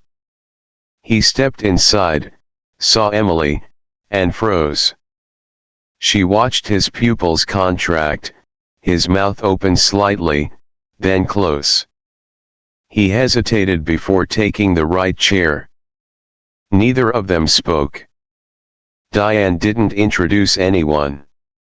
She didn't explain. She simply walked to the table, picked up the first folder, and handed it to Emily. Inside, a copy of the flower receipt, a time-stamped photo of the delivery at her apartment, and a typed paragraph, the exact quote from Emily's old file about the man who touched her wrist and whispered secrets. Emily read in silence. Her hands trembled slightly. Diane handed the second folder to Robert. Inside, the receipt for Diane's own flowers. A second photo. And a printout of the Bloom Vista order history, all linked to his name. He looked up slowly, jaw clenched. This is Dash. She raised a hand, not to silence him, but to indicate there would be no dialogue. Diane returned to her seat, picked up the third folder, and opened it only enough to rest her hand inside. She looked at them. No one spoke. The seconds ticked by. Outside, a car passed. A bird called once. The breeze shifted the edge of a curtain. Emily finally broke the stillness. "You knew?" she asked Robert. He didn't answer. "You knew she was my therapist?" His lips parted, but again, nothing came. Emily turned to Diane. Her voice cracked. "You brought me here to punish me." "No," Diane said quietly. "I brought you here to let you both sit with what you built together." Robert stared at his hands. "It wasn't meant to be serious." "But it was," Diane replied. Her voice didn't rise. "You made it serious the moment you repeated our private language to someone else." She turned to Emily. "And you knew?" "Not fully. But somewhere inside, you recognized the patterns. The familiarity. You came to me for a reason." Emily looked down, unable to meet her gaze. Robert shifted. "Diane, I dash. No. There's no explanation. Only observation. And now you've both had the chance to observe." She stood. The session was over. She didn't offer hugs. She didn't offer forgiveness. She didn't ask them to leave. She simply stepped outside the door and closed it behind her. In the hallway, she exhaled. Not with relief, but with resolve. The truth, spoken aloud or not, had a weight. She had placed that weight between them and let silence do the rest. No monologue. No accusation. Just two chairs. And everything they could no longer pretend not to see. The apartment was smaller than the house she had shared with Robert, but it faced the ocean and had windows that welcomed light in all the right places. From her writing desk, Diane could see the horizon blur into the sky, no boundary, just color shifting softly from blue to gray and back again. It was quiet, except for the distant hush of waves and the occasional creak of the wooden floor beneath her chair. She hadn't taken much when she left. Just essentials. A few books. Her journals. A kettle. The worn brown chair she'd written in since grad school. The rest she left behind, objects that once meant something but now felt like evidence from a former life. It wasn't an escape. It was a relocation of self. Her days became simpler. Mornings with tea and sunlight. Walks along the bluffs of Santa Barbara. Afternoons spent typing, deleting, typing again. She didn't write about what happened to her, not directly. Instead, she wrote about reflections. About the way people mirrored back what they feared. About emotional echo chambers. About betrayal not as a rupture, but as a cycle, a pattern that reveals as much about the betrayer as it does about the one betrayed. The essay began with the working title, Reflected Damage, Repetition and Emotional Imitation in Therapeutic Transference. She poured herself into it, not to purge, but to name. Language gave her clarity. Theory gave her peace. Every paragraph she shaped was a reclaiming of narrative, not the one Robert had written through lies, but the one she chose to reconstruct through understanding. She included a section on ethical leakage, how emotional intimacy, when left unexamined, can blur boundaries, distort identities, and invite repetition of harm. She wrote with precision, but not detachment. There was compassion in her voice, even for those who hurt her. That, she realized, was how she knew she had moved on. By the third week, the piece was complete. She sent it to a peer-reviewed journal in the field of trauma psychology and emotional ethics. 2 weeks later, she received a reply, accepted. The editors called it quietly devastating, elegantly argued. Colleagues began to email. Former students reached out. The essay was cited, shared, reposted. Not because it exposed a scandal, but because it named something people had felt but didn't yet know how to describe. One message stood out. A woman from Colorado wrote, "Your words described what happened to me in 2011. I thought I was alone. Thank you for showing me I wasn't crazy." Diane replied with sincerity and grace, but she didn't linger in correspondence. She wasn't building a following. She was building a foundation for herself. She didn't speak to Robert again, not because she hated him, but because their chapter had ended. And she had no interest in reading it aloud anymore. Emily didn't reach out either. Diane suspected she'd left town. Perhaps to start over. Perhaps to repeat. That wasn't Diane's responsibility. What mattered was that the version of herself who sat in silence between two chairs, that woman had risen. And she had walked out of the room with her spine intact and her voice sharpened. She didn't call herself a survivor. She didn't need labels. She was simply aware. Awake. And in the evenings, when the fog crept in and the waves thickened into darkness, Diane would light a candle, open a new page, and write. Not about betrayal. Not anymore. But about perception. About self-respect. About clarity in quiet places. She wrote because it reminded her that she wasn't broken. Only rewritten. Sometimes, clarity comes in silence. But other times, the truth doesn't wait for you to find it.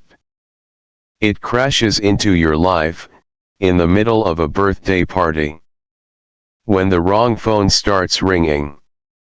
In our next story, a woman from Fresno discovers a secret so careless it couldn't hide. Even when everyone else was watching. Stay with us for the next chapter in 10 True Affair Stories from California.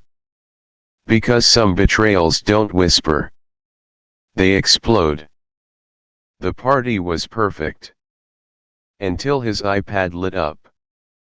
One name. Babe Rose. Not hers. Lena didn't scream. She served the cake. And that night, she opened the iPad and unlocked the truth. Lena from Fresno, her husband forgot to lock the iPad. Series, 10 True Affair Stories from California. The candles were already flickering by the time Lena brought the cake into the kitchen. 5 perfect flames danced above a swirl of pink frosting, and the room was filled with laughter, the kind that bounces off tile and glass and feels warmer than it should. Her daughter clapped her hands from the counter, cheeks smeared with cupcake icing. Lena smiled. Everything had gone just right. Her mother-in-law complimented the decorations, her co-workers showed up with gifts, and her husband James had even remembered to buy balloons. It was, by all accounts, a perfect birthday. Until the iPad lit up. It was sitting on the kitchen island, angled slightly upward, like a guest at the party. Lena didn't even notice it at first. She was setting the cake down, adjusting the sparkler candles, brushing sprinkles from her sleeves. Then the sound hit Facetime's soft chime, cheerful, curious. Every conversation paused. A ripple moved through the room as eyes turned toward the screen. And there it was. Babe Rose was calling. Lena's stomach didn't drop. Her knees didn't buckle. Instead, time seemed to do something strange. It expanded. Stretched. The room kept moving around her, but her focus tunneled in on that name. The red rose. The word babe. The intimacy of it. The certainty. James lunged forward. It's a co-worker, he said too fast, too loud. His fingers fumbled across the screen, silencing the call. The silence that followed was thicker than frosting.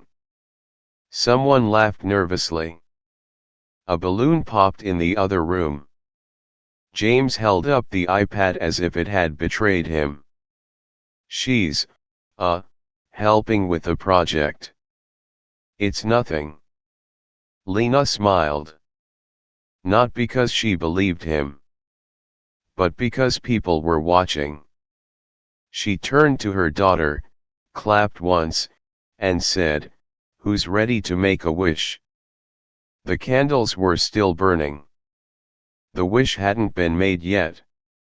So they sang. And as the voices picked back up, some hesitant, some louder to compensate, Lena helped her daughter blow out the candles. She smiled for pictures. She poured juice. She passed plates. But her eyes kept returning to that iPad, now face down on the counter. Still. Silent. And so loud.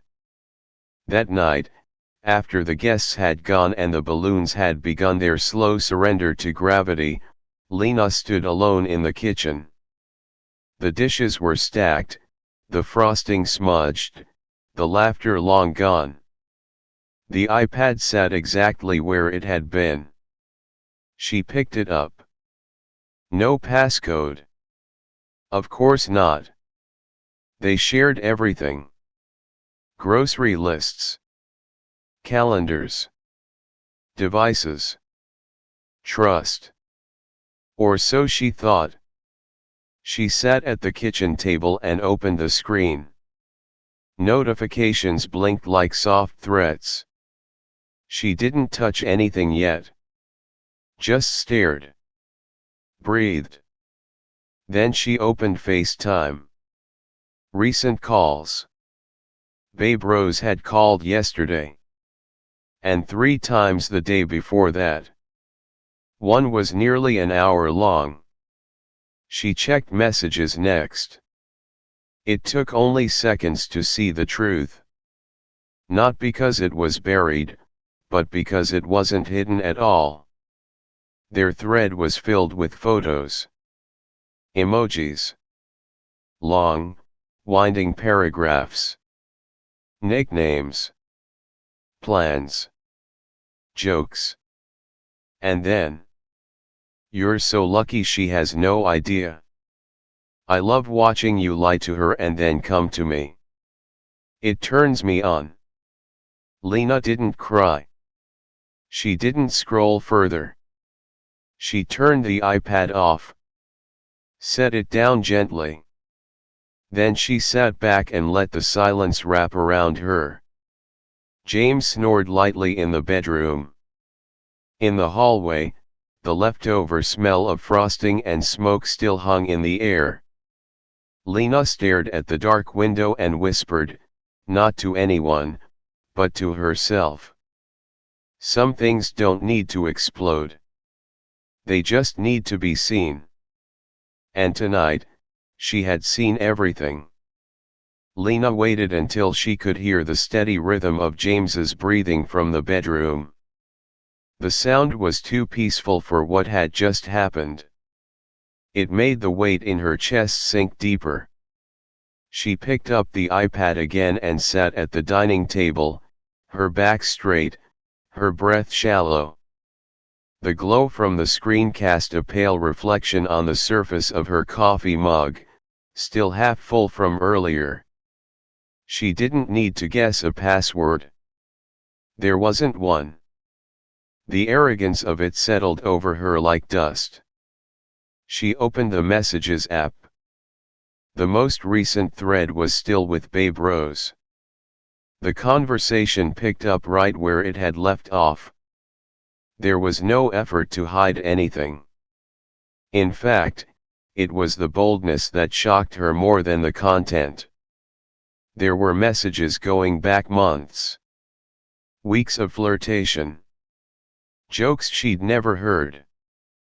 Phrases that had once belonged to Lena now offered freely to someone else. You're my calm before the storm. Counting minutes until I can taste you again.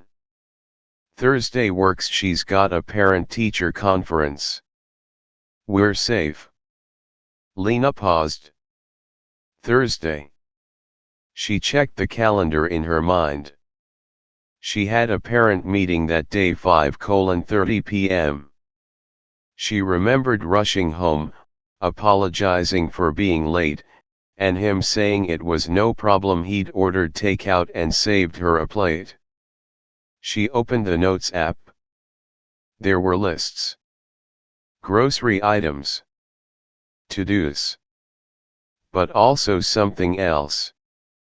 Buried just below a recipe for banana muffins was a line of text without a title. Meet at 5:45. Same room. She won't be home until 7. She tapped to reveal more. Wine. Her favorite playlist. New lingerie. It wasn't just an affair. It was curated. Scheduled. Rehearsed. She moved to the photos folder. Hidden album. Not even password protected. There they were. Hotel rooms. Beds. His face. Her face. Sometimes half covered. Sometimes not. Screenshots of messages. A photo of a receipt, room service, spa treatments, champagne. Another shot, a mirror selfie, James shirtless, clearly taken in the bathroom of a place Lena had never been. The timestamp read, December 12th. Lena had been homesick that day. He said he had a full day of back-to-back meetings. She stared at the screen until her eyes burned. What hurt more than the betrayal was the ease. The sloppiness. The total lack of concern. He hadn't even tried to erase the trail. It was as if he believed he'd never be caught, or worse, that she'd never dare to look. She felt the insult of it in her bones. Not just the cheating. The carelessness. The assumption that she was too trusting, too soft, too busy being a mother to notice. It wasn't rage she felt. It was something colder. Lena stood. Walked to the printer in the hallway closet. Loaded paper. Sent images. Messages. Receipts. One by one, the machine whirred to life, printing out black and white echoes of a truth he never meant her to see. She didn't cry. She didn't shake. She organized the papers into a neat pile. Stapled them. Then opened Settings and hit Erase all content and settings. The iPad shut down without protest. She stared at the blank screen. Everything she needed to know had been there. Open. Waiting. It had never been protected. Never been hidden. Because he had never thought she'd look. She placed the reset iPad on the table. Set the printed stack beside it. Then she poured herself a glass of water. Sat in silence. And stared at the objects in front of her. It was all too easy. Too easy to access. Too easy to believe. Too easy to walk away from.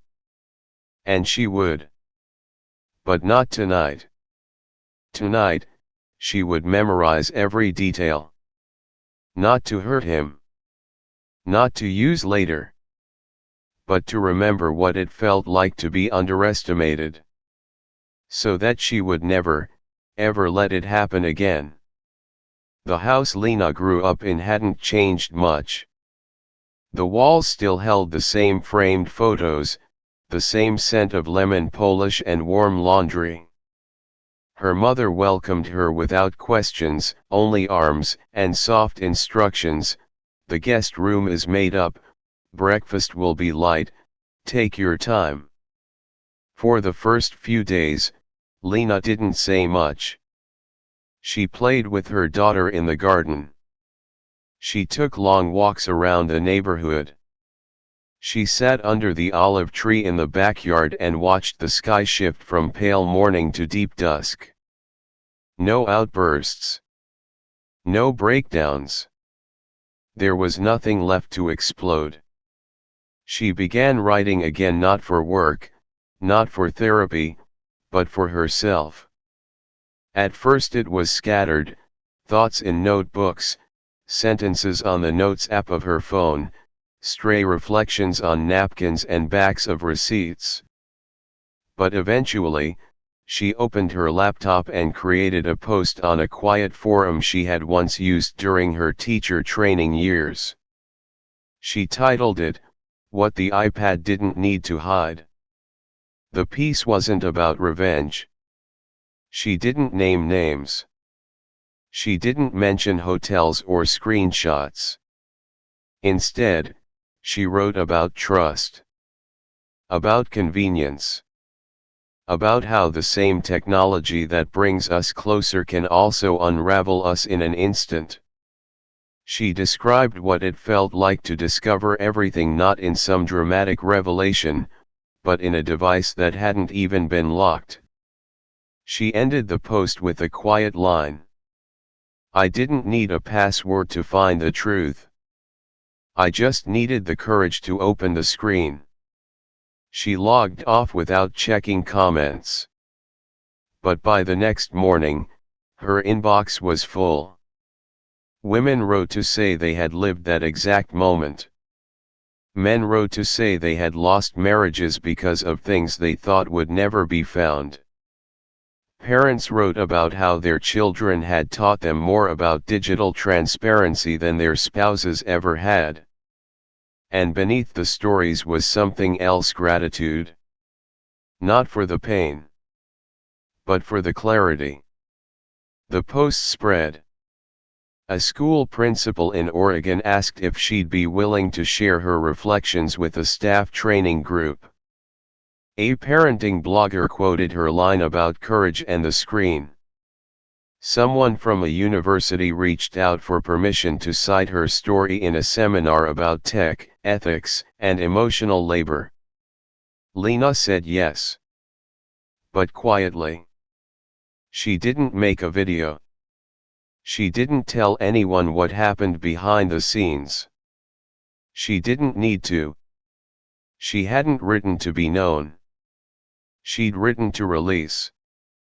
One evening, she received a message from a woman she didn't know: "I left my house today. Because of what you wrote. And I didn't even cry. I just packed, like you said. Folded everything. Walked out. Thank you." Lena read the message twice. then closed her laptop. She didn't reply. But she smiled. She hadn't just left a marriage. She had stepped out of the illusion of what one was supposed to be. She had once believed that saving a relationship was more noble than saving yourself. But now, she understood something deeper, that protecting her daughter from the blueprint of a hollow love mattered more than preserving its outer shell. So she didn't go back. She bought a second-hand desk and placed it by her childhood bedroom window. She kept writing. On education. On emotional visibility. On why teaching children about honesty matters more than perfect family photos. She became a quiet force unseen by most, but deeply felt by those who needed her. And she never logged back into that iPad. Because she no longer needed access to the past to validate the path she'd chosen. Some truths don't need passwords. They just need to be faced. And some women don't need to prove anything. They just walk away with their head high, their child in tow, and their future unshackled. And that was exactly what Lena did. Some truths come quietly.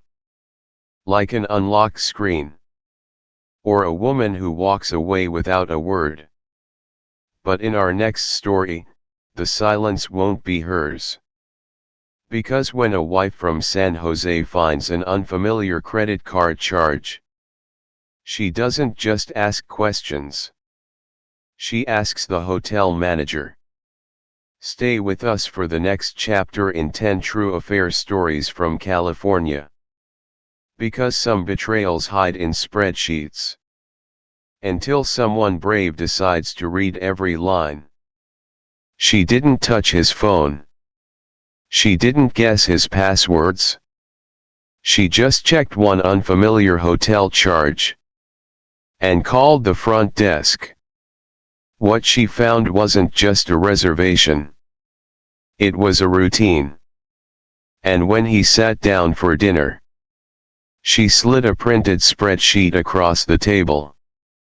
Vanessa from San Jose, she didn't check his messages, just his receipts. Series, 10 True Affair Stories from California. Vanessa sat at the kitchen counter with her laptop open, a spreadsheet glowing in the soft overhead light. It was late, nearly midnight, but she didn't feel tired. Numbers had always steadied her. In the midst of stress, loss, or uncertainty, there was something comforting about balance sheets. They told the truth, quietly and without drama. She was combing through the joint credit card statement to prepare payments for her mother's hospital stay. A routine task. She had done it 100 times before. Filter by date. Cross-check categories. Scan for anything flagged as out of budget. That's when she saw it. Hotel Vieira. San Jose Airport. $389.22. She frowned. The charge was dated 2 weeks ago on a Thursday. She hovered her mouse over the transaction. Description: boutique suite, champagne package, late checkout requested. Her fingers paused. That was the day she'd been at the hospital for nearly 10 hours, sitting beside her mother after surgery, eating vending machine crackers and checking her daughter's homework from her phone. She remembered texting her husband, Marcus, around 6 p.m. He replied with a thumbs up emoji. Said he had a late call. She opened a new tab. Typed the hotel's name. Found the number. Called. A soft-voiced receptionist answered. Vanessa kept her tone professional, almost bored. Hi. I'm just trying to confirm a recent stay. Marcus Benton, 2 weeks ago, Thursday night. I think it was charged to our family card. There was a pause. A few keystrokes. Yes, I have that here, the receptionist said. Checked in at 4:43 p.m., checked out Friday morning at 10:57 a.m. Vanessa exhaled slowly. Room amenities. Champagne welcome. Late checkout. Breakfast for two. Thank you. She ended the call. Her hand rested on the mouse, but she didn't move. The screen dimmed slightly.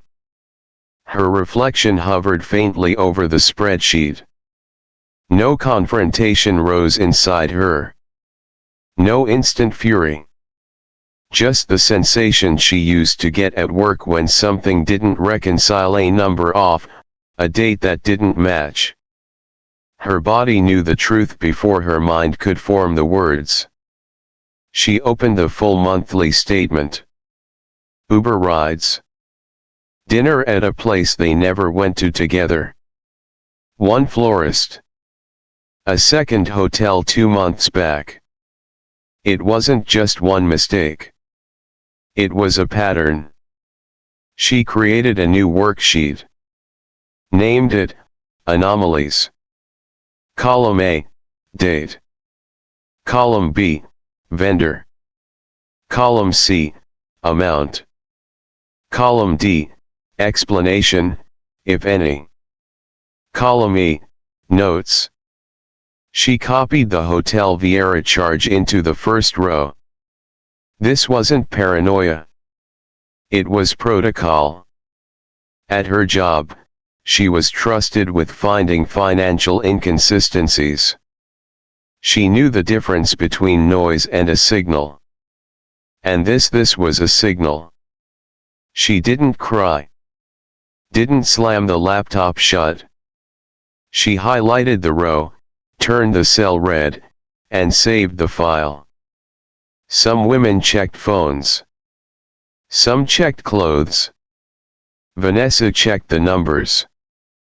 And the numbers didn't lie. Vanessa woke up earlier than usual the next morning.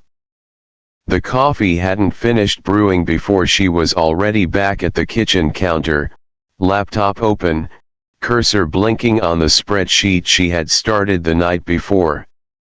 The word anomalies still sat in bold at the top of the sheet, like a headline she hadn't written, but had always known would appear. She pulled up 6 months' worth of credit card statements, downloading PDFs, and converting them into editable documents. Her fingers moved fast. This was muscle memory. She'd done this 100 times in the office, flagging misuse, tracking errors, reconciling rows. But this wasn't company money. This was her life. She created new columns. Date. Vendor. Amount. Time of transaction. Location. Cross-referenced her calendar. Doctor appointments. Work travel. School events. Every moment she could prove she hadn't been near him. Slowly, patterns emerged. There was another hotel charge, this one from a place in Palo Alto, labeled discreetly under a generic name. An Uber trip from a downtown bar at 11:47 p.m. 2 dinners billed to restaurants with outdoor seating, both on nights she'd been out with her sister. She color-coded every entry: red for hotels, blue for ride shares, yellow for meals. Soon, the screen looked like a crime scene. She added a final column labeled conflict. In it, she logged where she had been during each questionable charge. It wasn't hard. Her life was documented: Google Calendar, text threads, receipts. Her absence lined up too perfectly with his indulgence. As the document grew, she printed each page and laid them out across the dining table. A visual map. Paper trails, financial DNA. Every receipt, a breadcrumb. Every Uber timestamp, a footprint. She printed maps. Drew lines between restaurants and hotels. Measured times. Coordinated overlaps. It felt less like revenge and more like revelation. By midday, she had a full binder labeled Q1 and Q2. She added page numbers. A table of contents. Tabs. She didn't feel rage.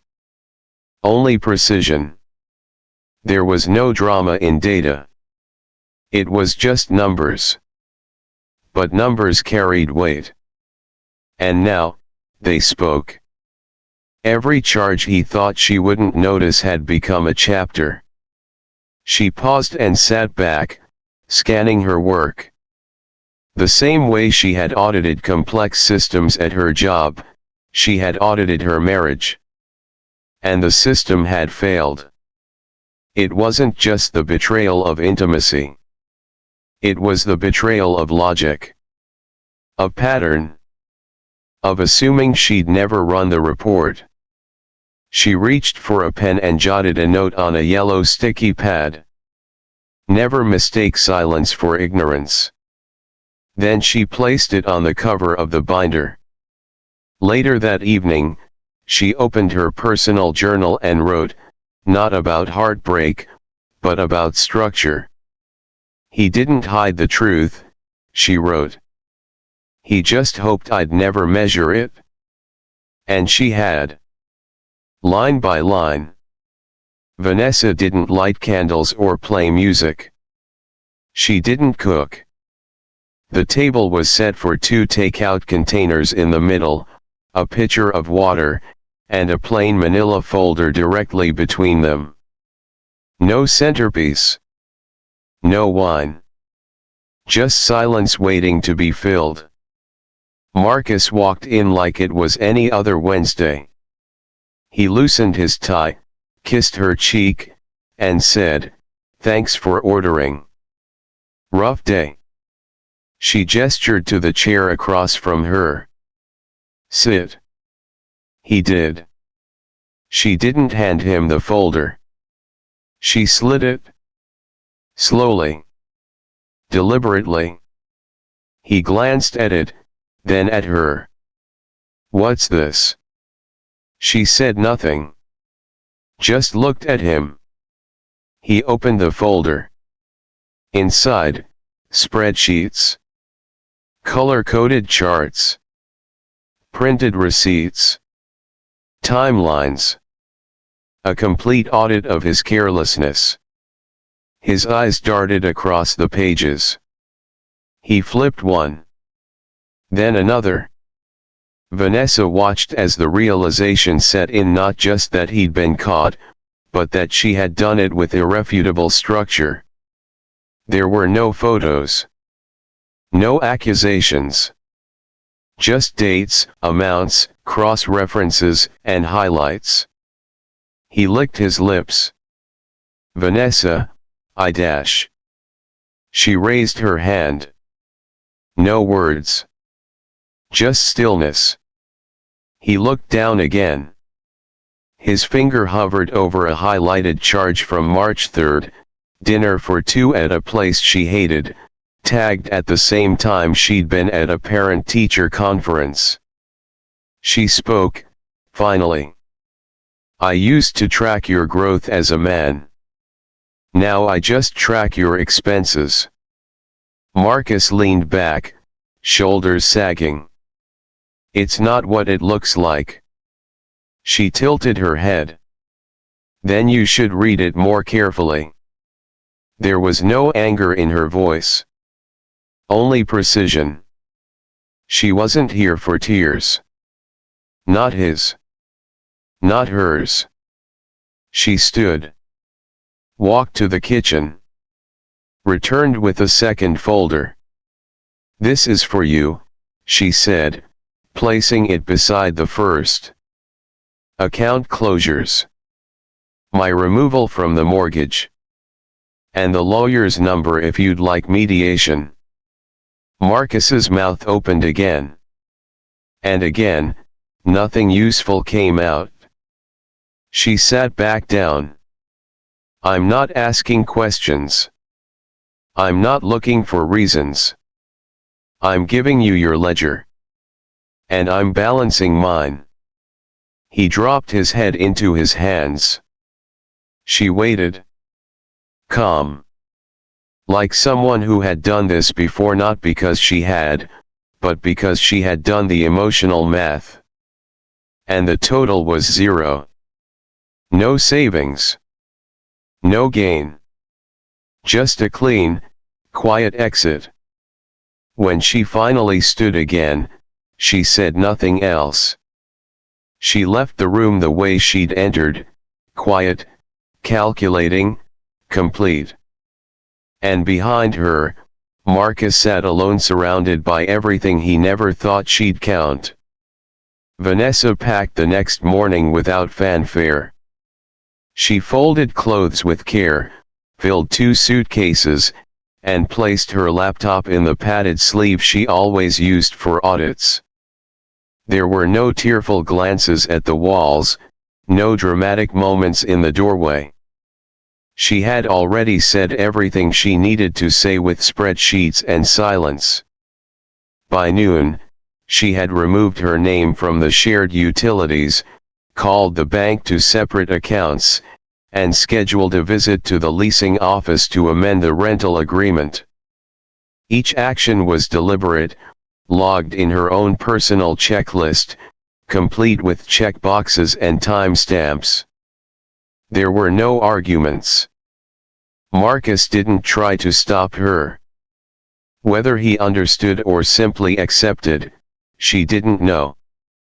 And honestly, she didn't care. This wasn't about winning. It was about closing the books. She moved into a modest apartment 3 miles away. Quiet, clean, with a view of nothing in particular. But it was hers. Her daughter visited on weekends.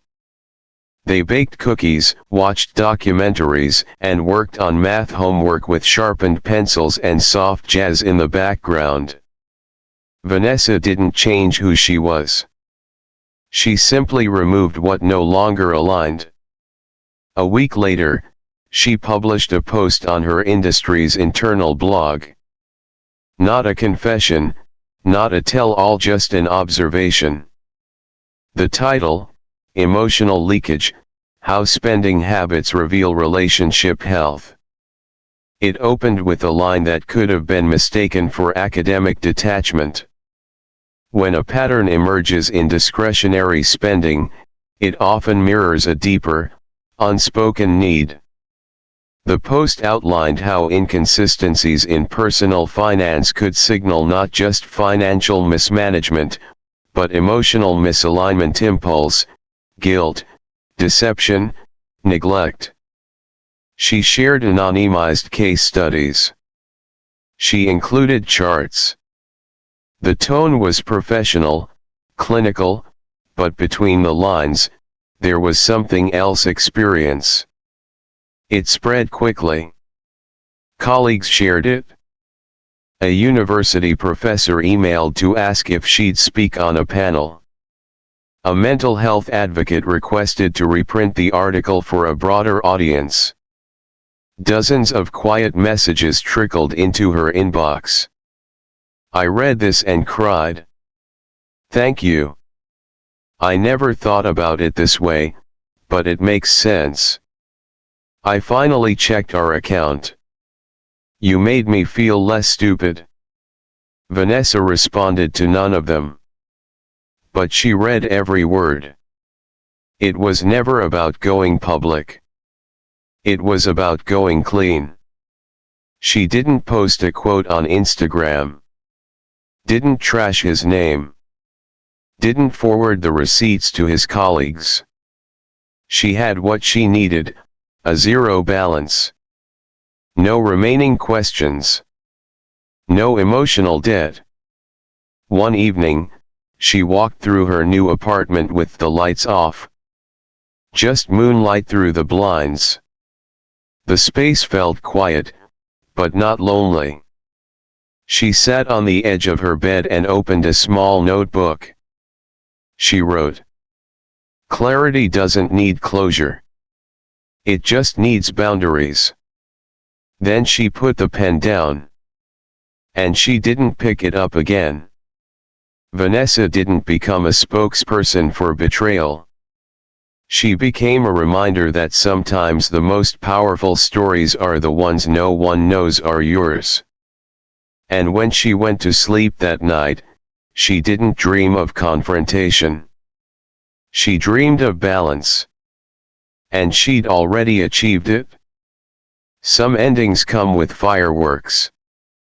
Others come with folders, signatures, and clean lines. But in our next story, the ending doesn't come first. It begins with a lie so carefully rehearsed. Even the husband believed it was true. Until his wife from Napa found the script he left behind.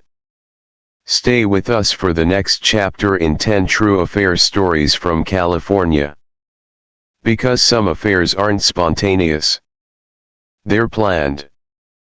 Right down to the reservation.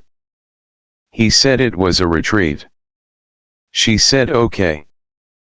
But while he packed for work, she found the printed itinerary. And a note that said, "Remember, it's a staff thing if Alyssa asks." He rehearsed his lie. She read the script. And when opening night came, she gave him his cue to exit.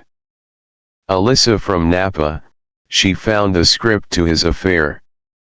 Series, 10 True Affair Stories from California. Alyssa loved order. She made a career out of it. As one of Napa's most in-demand wedding planners, she lived by spreadsheets, itineraries, mood boards, and backup plans. Her world worked because it was structured, and within that structure, there was beauty.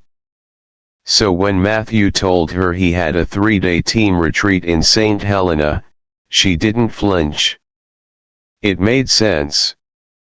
Agencies did that sort of thing all the time: creative bonding, nature hikes, vision boards over brunch.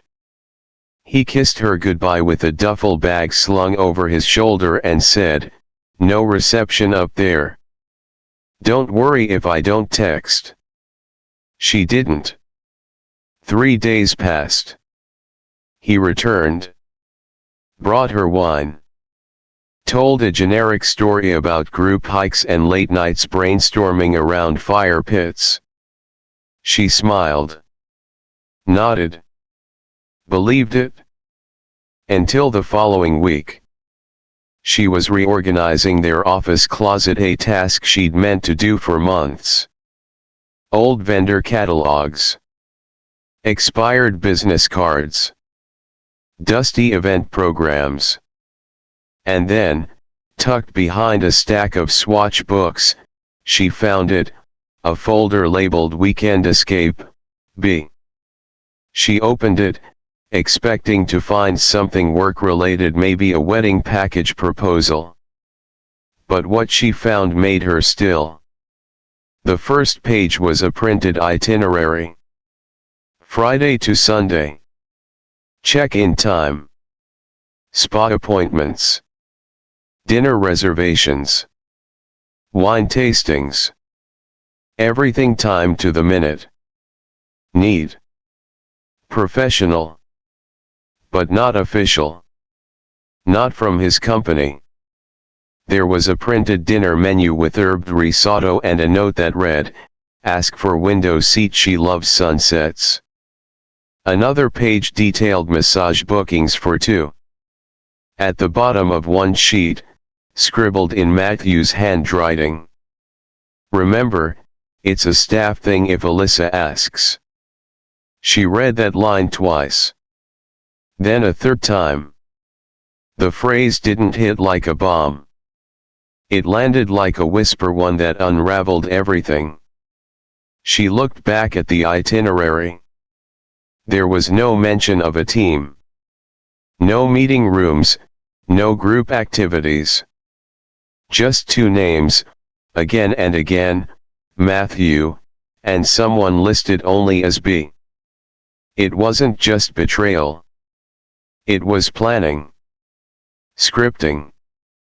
Rehearsal. The realization crept in slowly.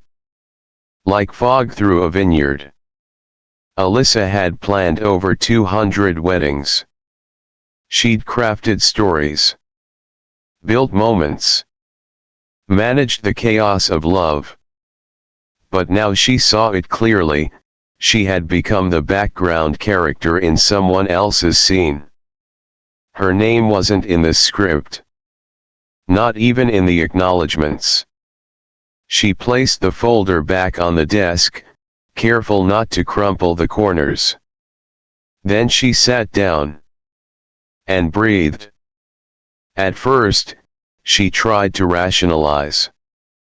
Maybe it was an old plan. Maybe it wasn't used. Maybe. But the receipt for the hotel was dated last weekend.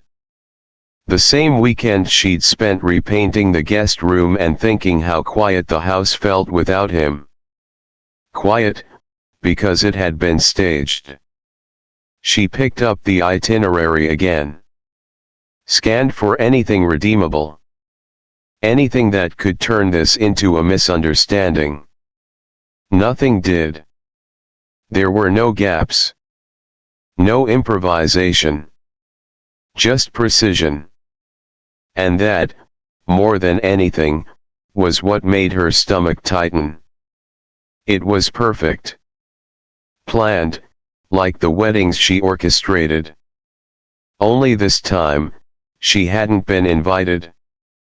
She leaned back in her chair, folder open in front of her, the edges perfectly aligned. It wasn't chaos that had betrayed her. It was order.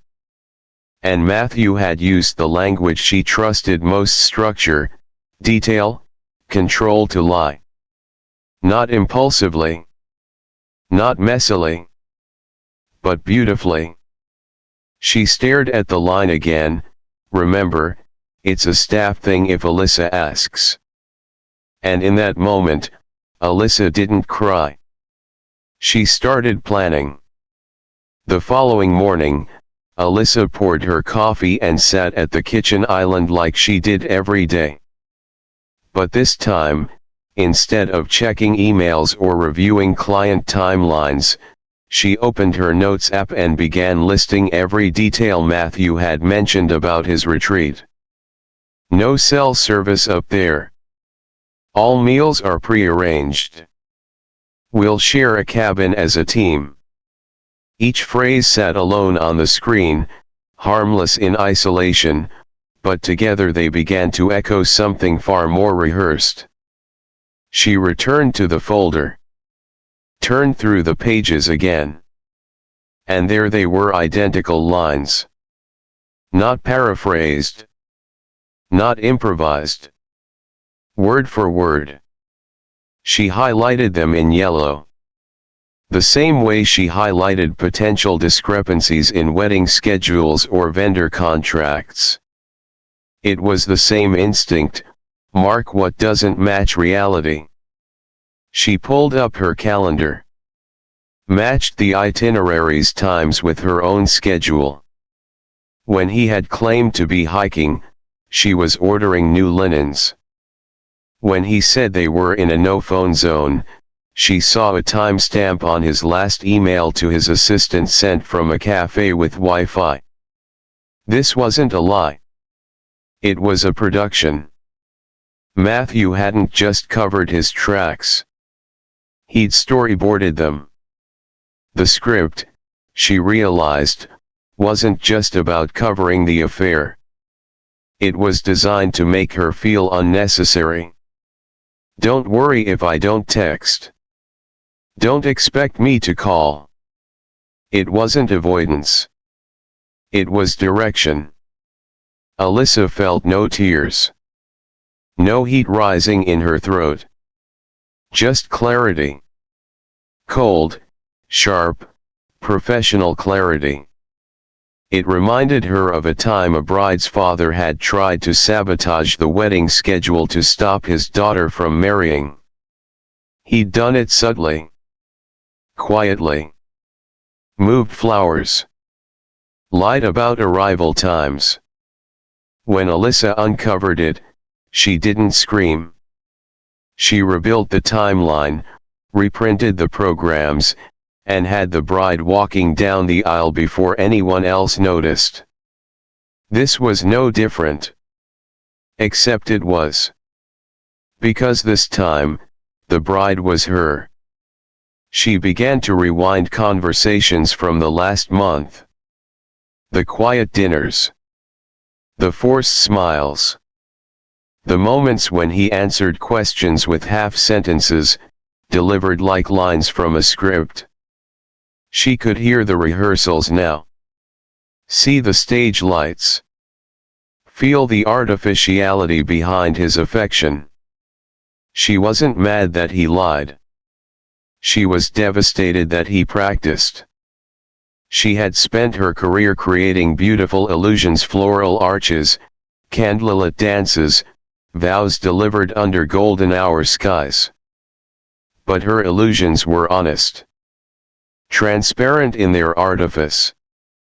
Everyone knew weddings were designed. Marriages, though. They were supposed to be real. But Matthew had used her tools. Her structure. Her language. And turned it into fiction. She closed the folder again. She didn't need more proof. She had the script. And she knew the show was over. Alyssa drove to the resort just after sunset. The winding roads of Napa glowed orange and purple, the vineyard slipping into shadow as the last light of day dissolved behind the hills. She didn't play music. She didn't call anyone. Her phone was in airplane mode. This wasn't a conversation. This was closure. The resort was elegant but understated, wood and stone architecture nestled among the trees, soft amber lighting guiding guests to entrances that whispered privacy. She parked in the upper lot, walked past the valet without a word, and stepped into the lobby with a calm that felt rehearsed, but wasn't.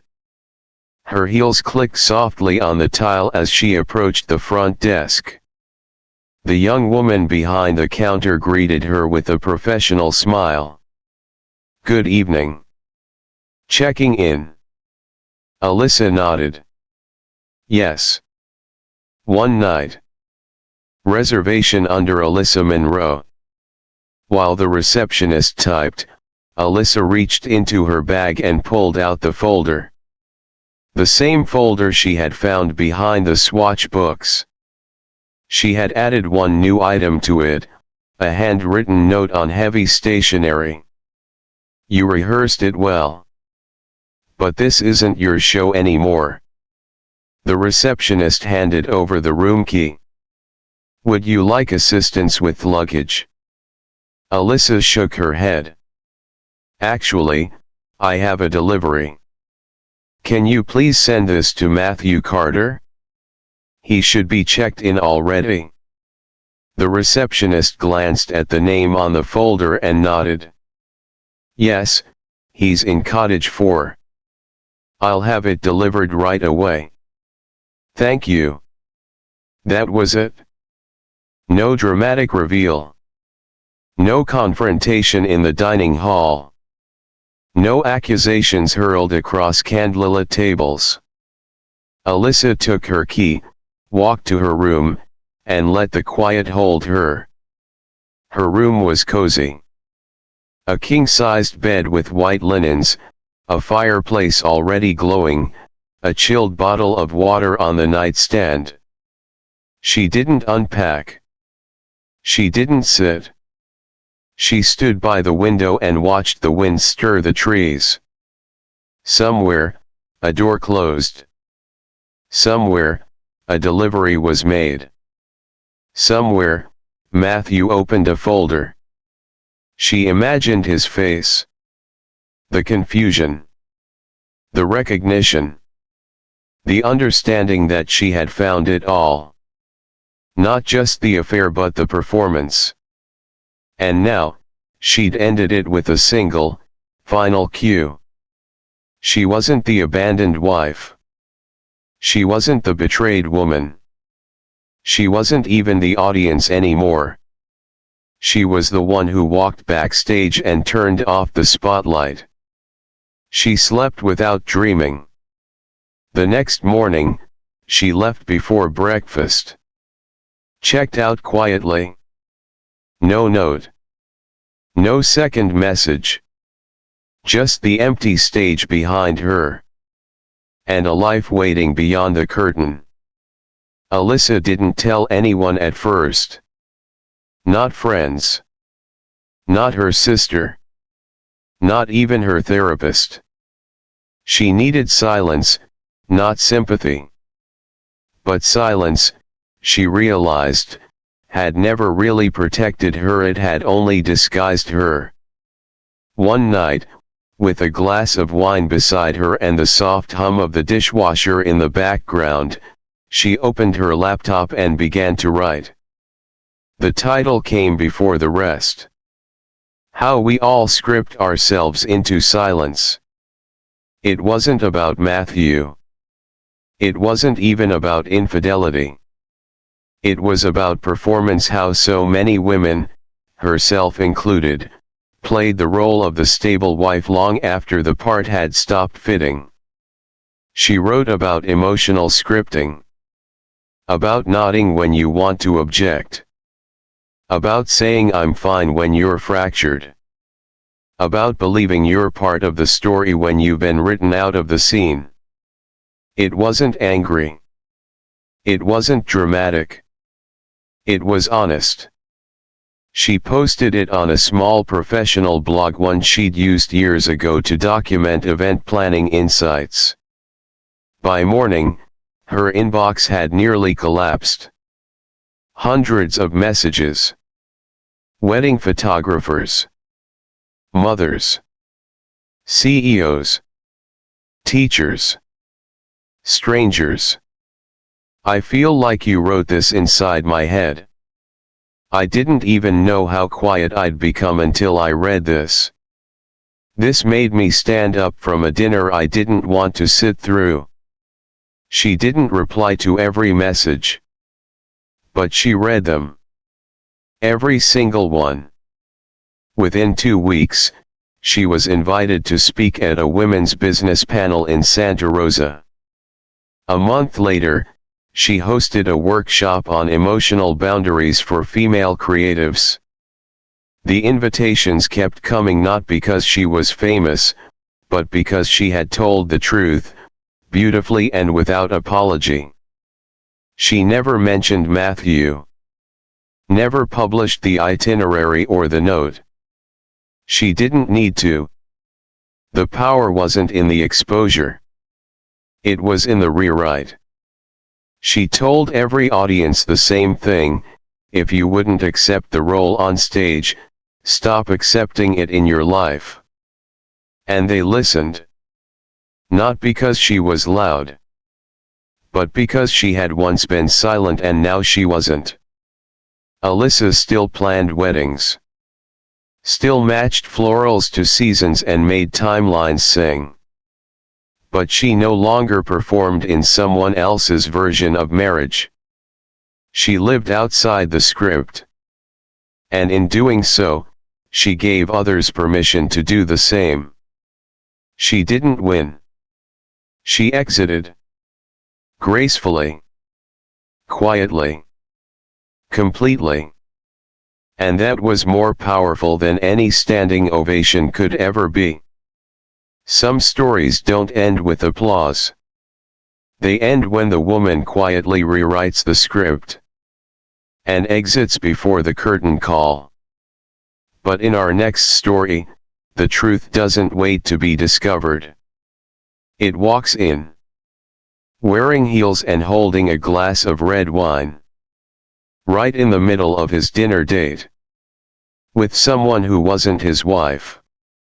Next, we head to Palm Springs, where a woman doesn't find a lie. She interrupts it. Stay tuned for the next chapter in 10 True Affair Stories from California. Because some betrayals don't hide backstage. They play out under the spotlight. She didn't check his phone. She didn't follow his car. She just walked into a restaurant for a quiet dinner alone. And there he was. 2 glasses. 1 smile too intimate. 1 touch too rehearsed. So she poured herself a drink, took a sip, and said, "So this is dinner with a client." Nina from Palm Springs, she didn't find the affair, she walked in on it. Series, 10 True Affair Stories from California. Nina wasn't in the mood to argue. The conversation had been short, clipped, polite. David said he had dinner plans with a client, someone from the New York office, female, just in town for a night. Strictly professional, he had said, without looking up from his phone. She'd nodded. Okay. There was nothing more to say. But the silence afterward had stretched too long. The air between them, once warm, now felt like a waiting room, sterile, filled with tension no one wanted to address. Later, as she stood in her closet debating between takeout and going out, her hand paused over a familiar dress. Black silk, understated, with a neckline just low enough to say she wasn't invisible. She'd worn it on their 5th anniversary. The memory flickered like a distant radio signal. She chose it. 10 minutes later, Nina walked into Maison Palm, a boutique restaurant tucked into the corner of downtown. Intimate lighting, soft jazz, curated wine pairings. Their place, once. The hostess smiled as if she remembered. Table for 1. Nina smiled back. Yes. Actually. And then she saw him. Far corner. Soft candlelight. His back was to her, but she'd know that posture anywhere. Relaxed, leaning in, engaged. A bottle of red wine rested between him and a woman she'd never seen. Younger. Blonde. Smiling. Their hands almost touched on the table. Her voice caught in her throat but didn't escape. She turned back to the hostess, composure intact.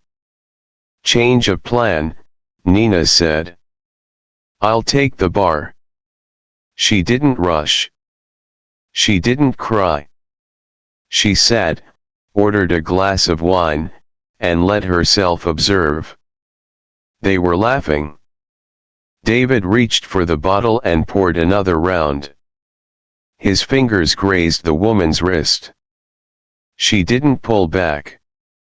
Nina watched as if watching a play unfold. Not her story, just one she had unknowingly bought front row tickets to. Every movement was rehearsed. The tilt of his head. The pacing of his smile. The casual brush of fingers that, to anyone else, might have passed as accidental. But Nina knew David's tells. He was performing. She didn't need to know the woman's name. She didn't need to hear the lies. She had all the information she needed right there, in body language and half-empty glasses. This was not a meeting. It was a rendezvous. And somehow, that hurt less than expected. Not because it wasn't painful, but because it confirmed something her intuition had been whispering for months. She took another sip of her wine. The jazz track changed. The lighting flickered as the server adjusted a dimmer. Nina stood. She walked slowly, confidently, across the restaurant. Her heels didn't click, they landed soft, but steady. As she reached their table, David looked up. He froze. His mouth opened slightly, as if he might greet her. Explain. Apologize. She didn't give him the chance. She reached for their bottle, poured herself a third glass. Held it up. Swirled. Sipped. Then said, calmly, to no one in particular, so this is dinner with a client. The woman looked between them, wide-eyed. David's lips parted again, but no sound followed. Nina set the glass down on the table. Enjoy the wine. Then turned. And walked out. No shouting. No scene. Just silence and the truth, left standing like spilled candle wax in her wake. Nina didn't flinch. Her steps were measured, slow enough to remain poised, fast enough to let no doubt creep in. She didn't hesitate, didn't blink. She approached the table like she belonged there because once, she would have. David looked up first. His expression changed in layers: recognition, disbelief, panic, shame. The woman across from him, blonde, delicate, too amused a moment ago, followed his gaze. Nina said nothing at first. She reached for the bottle in the center of their table, her hand steady as glass. She picked up the bottle, tilted it slightly, poured a precise amount into the third glass she'd just taken from the neighboring empty table. The sound of the wine pouring was the only sound. She raised the glass. Observed the color against the candle light. Swirled it slowly. Took a sip. Then her eyes met David's. So this is dinner with a client. Her voice was soft. Civil, not a trace of sarcasm, not an ounce of rage. Just fact. The blonde woman shifted uncomfortably. Her chair creaked as she straightened. She opened her mouth as if to say something, then didn't. David tried to speak. Tried again. Nothing landed. Nina looked at both of them. She didn't smile, but her calm was louder than any scream. She set the glass down gently. Not slammed. Not dropped. Just placed it. She nodded toward the bottle. Nice choice. We used to drink that one. The sentence wasn't meant to hurt. It wasn't a dagger. It was a mirror. She turned.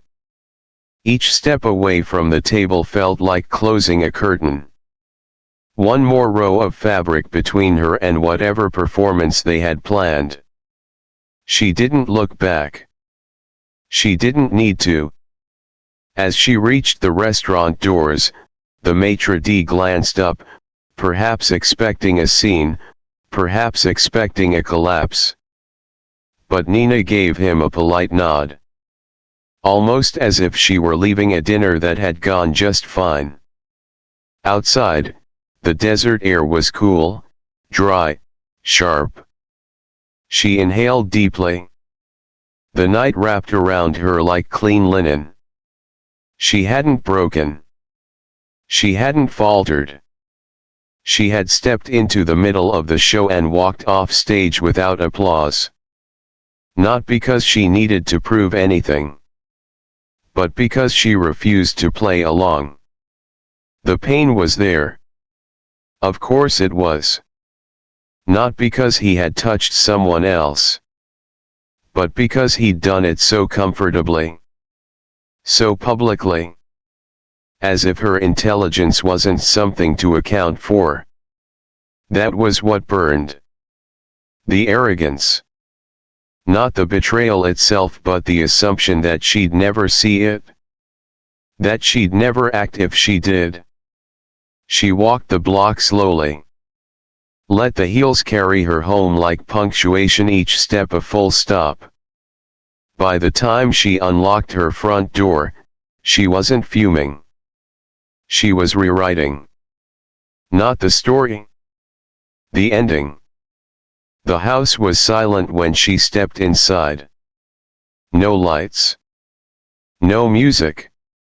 Just the soft hum of the refrigerator and the quiet echo of her own breath.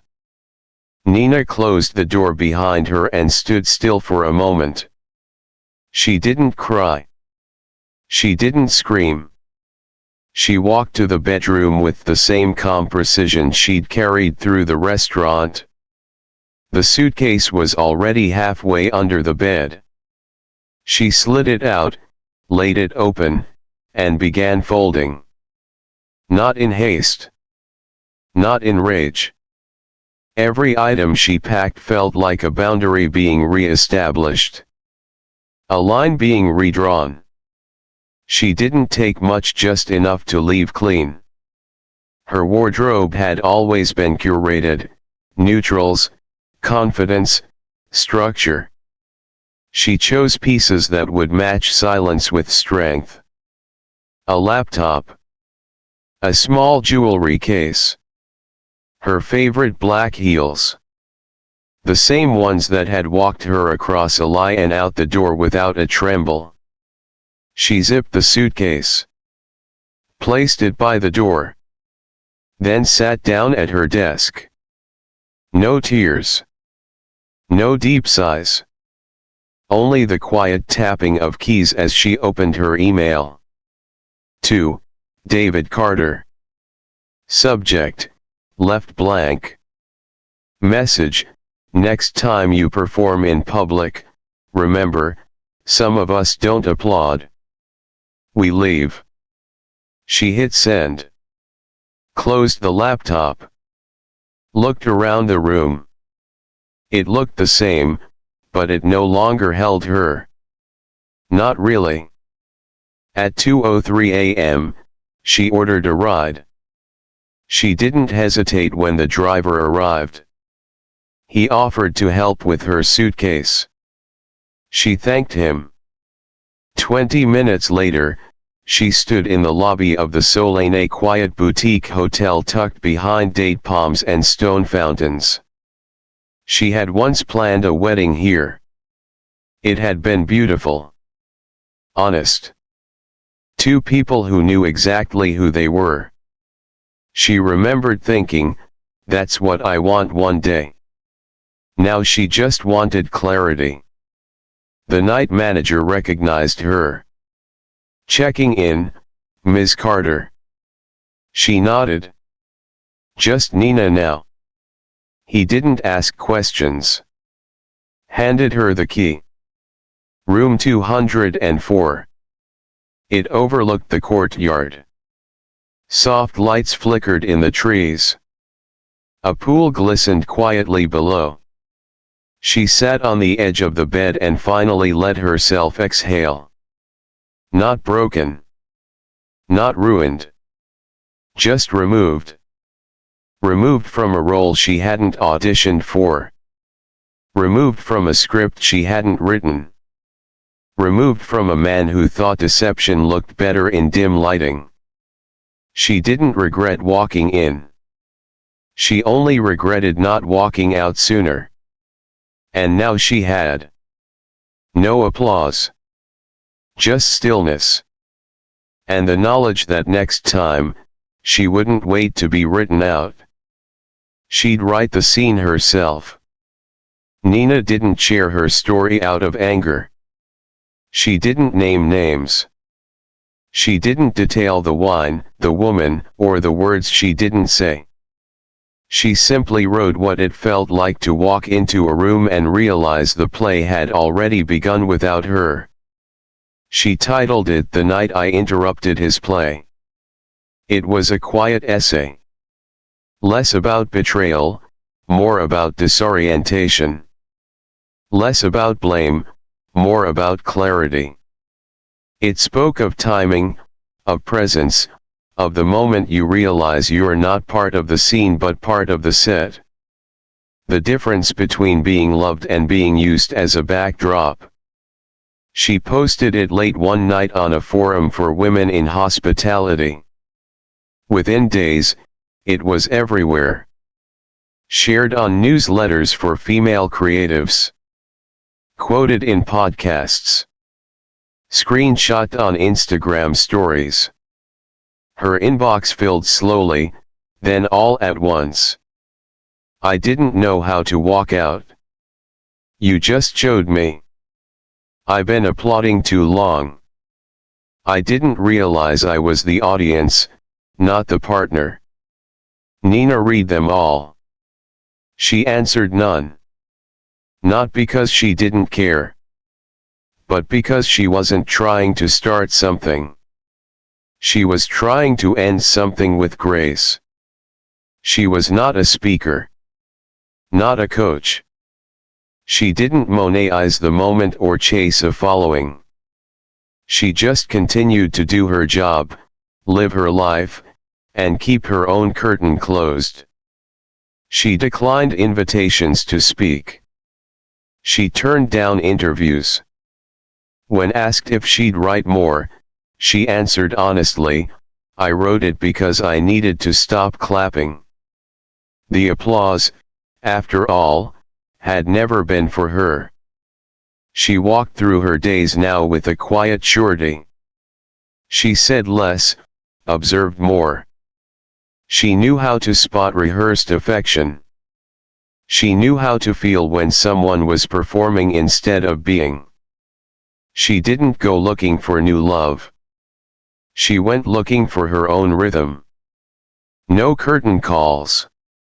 No encore. Just clean light. Open space. And the firm knowledge that she would never again sit through a performance that required her silence. She had learned that walking away wasn't the end of the show. It was the beginning of real life. And this time, the script was hers to write. No audience. No spotlight. Just her. The woman who didn't clap. Some women leave quietly. No shouting.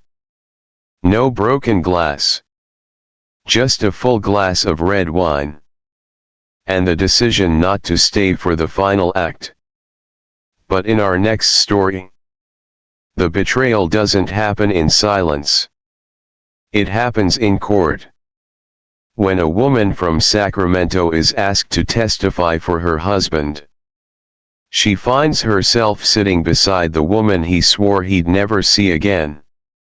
Stay with us for the next chapter in 10 True Affair Stories from California.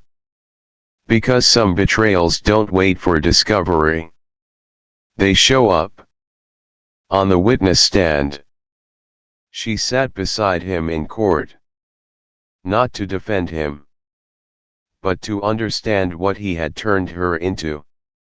She thought she came to support her husband. She didn't expect to be seated next to the woman he swore was just a colleague. But when the witness took the stand and started speaking under oath, the truth didn't hide. Sophie from Sacramento, she sat beside the other woman in court. Series, 10 True Affair Stories from California. Sophie had always believed that silence could be elegant. And today, seated in the second row of courtroom 6B, she embodied it. She wore a tailored navy blazer, her hair pulled into a soft knot, makeup minimal but immaculate. Beside her sat Jeremy, her husband of 15 years, a man who rarely asked for anything. So when he'd taken her hand 3 nights earlier and said, "It would mean a lot if you came," she didn't hesitate. She hadn't asked questions. Not when he told her about the contract dispute. Not when he explained the allegations of procedural misconduct. He said it was routine. He said the optics mattered. A supportive wife in court would show stability. Normalcy. She believed him. And so, she came. Sat beside him through the opening remarks. Nodded politely at the attorneys. Took notes, though none were needed. It was her presence that mattered, not her opinion. The room was bright but cold. Fluorescent lights buzzed faintly above. A wall of windows overlooked Sacramento's Civic Plaza, but no one looked out. Attention stayed inside, on the judge, on the evidence, on the quiet choreography of legal ritual. Mid-morning, a new name was called. Danielle Cooper. Sophie's pen stilled. The woman who entered wore confidence like perfume. Pale cream blouse, sharp heels, an elegance Sophie recognized but could not place. Until Danielle turned and smiled, briefly at Jeremy. It was a small smile. Polite. Professional. But not unfamiliar. Sophie's chest tightened. She had seen that face before. Last winter, maybe. A gala? A photo from Jeremy's phone he claimed was a team dinner? It wasn't clear. But the unease arrived fully formed. Danielle sat 1 seat away. There was an empty chair between them. Unclaimed. Accidental. Or intentional. The kind of detail Sophie noticed. The kind of detail she never ignored. She listened as the attorneys asked Danielle about vendor contracts, internal timelines, post-deadline revisions.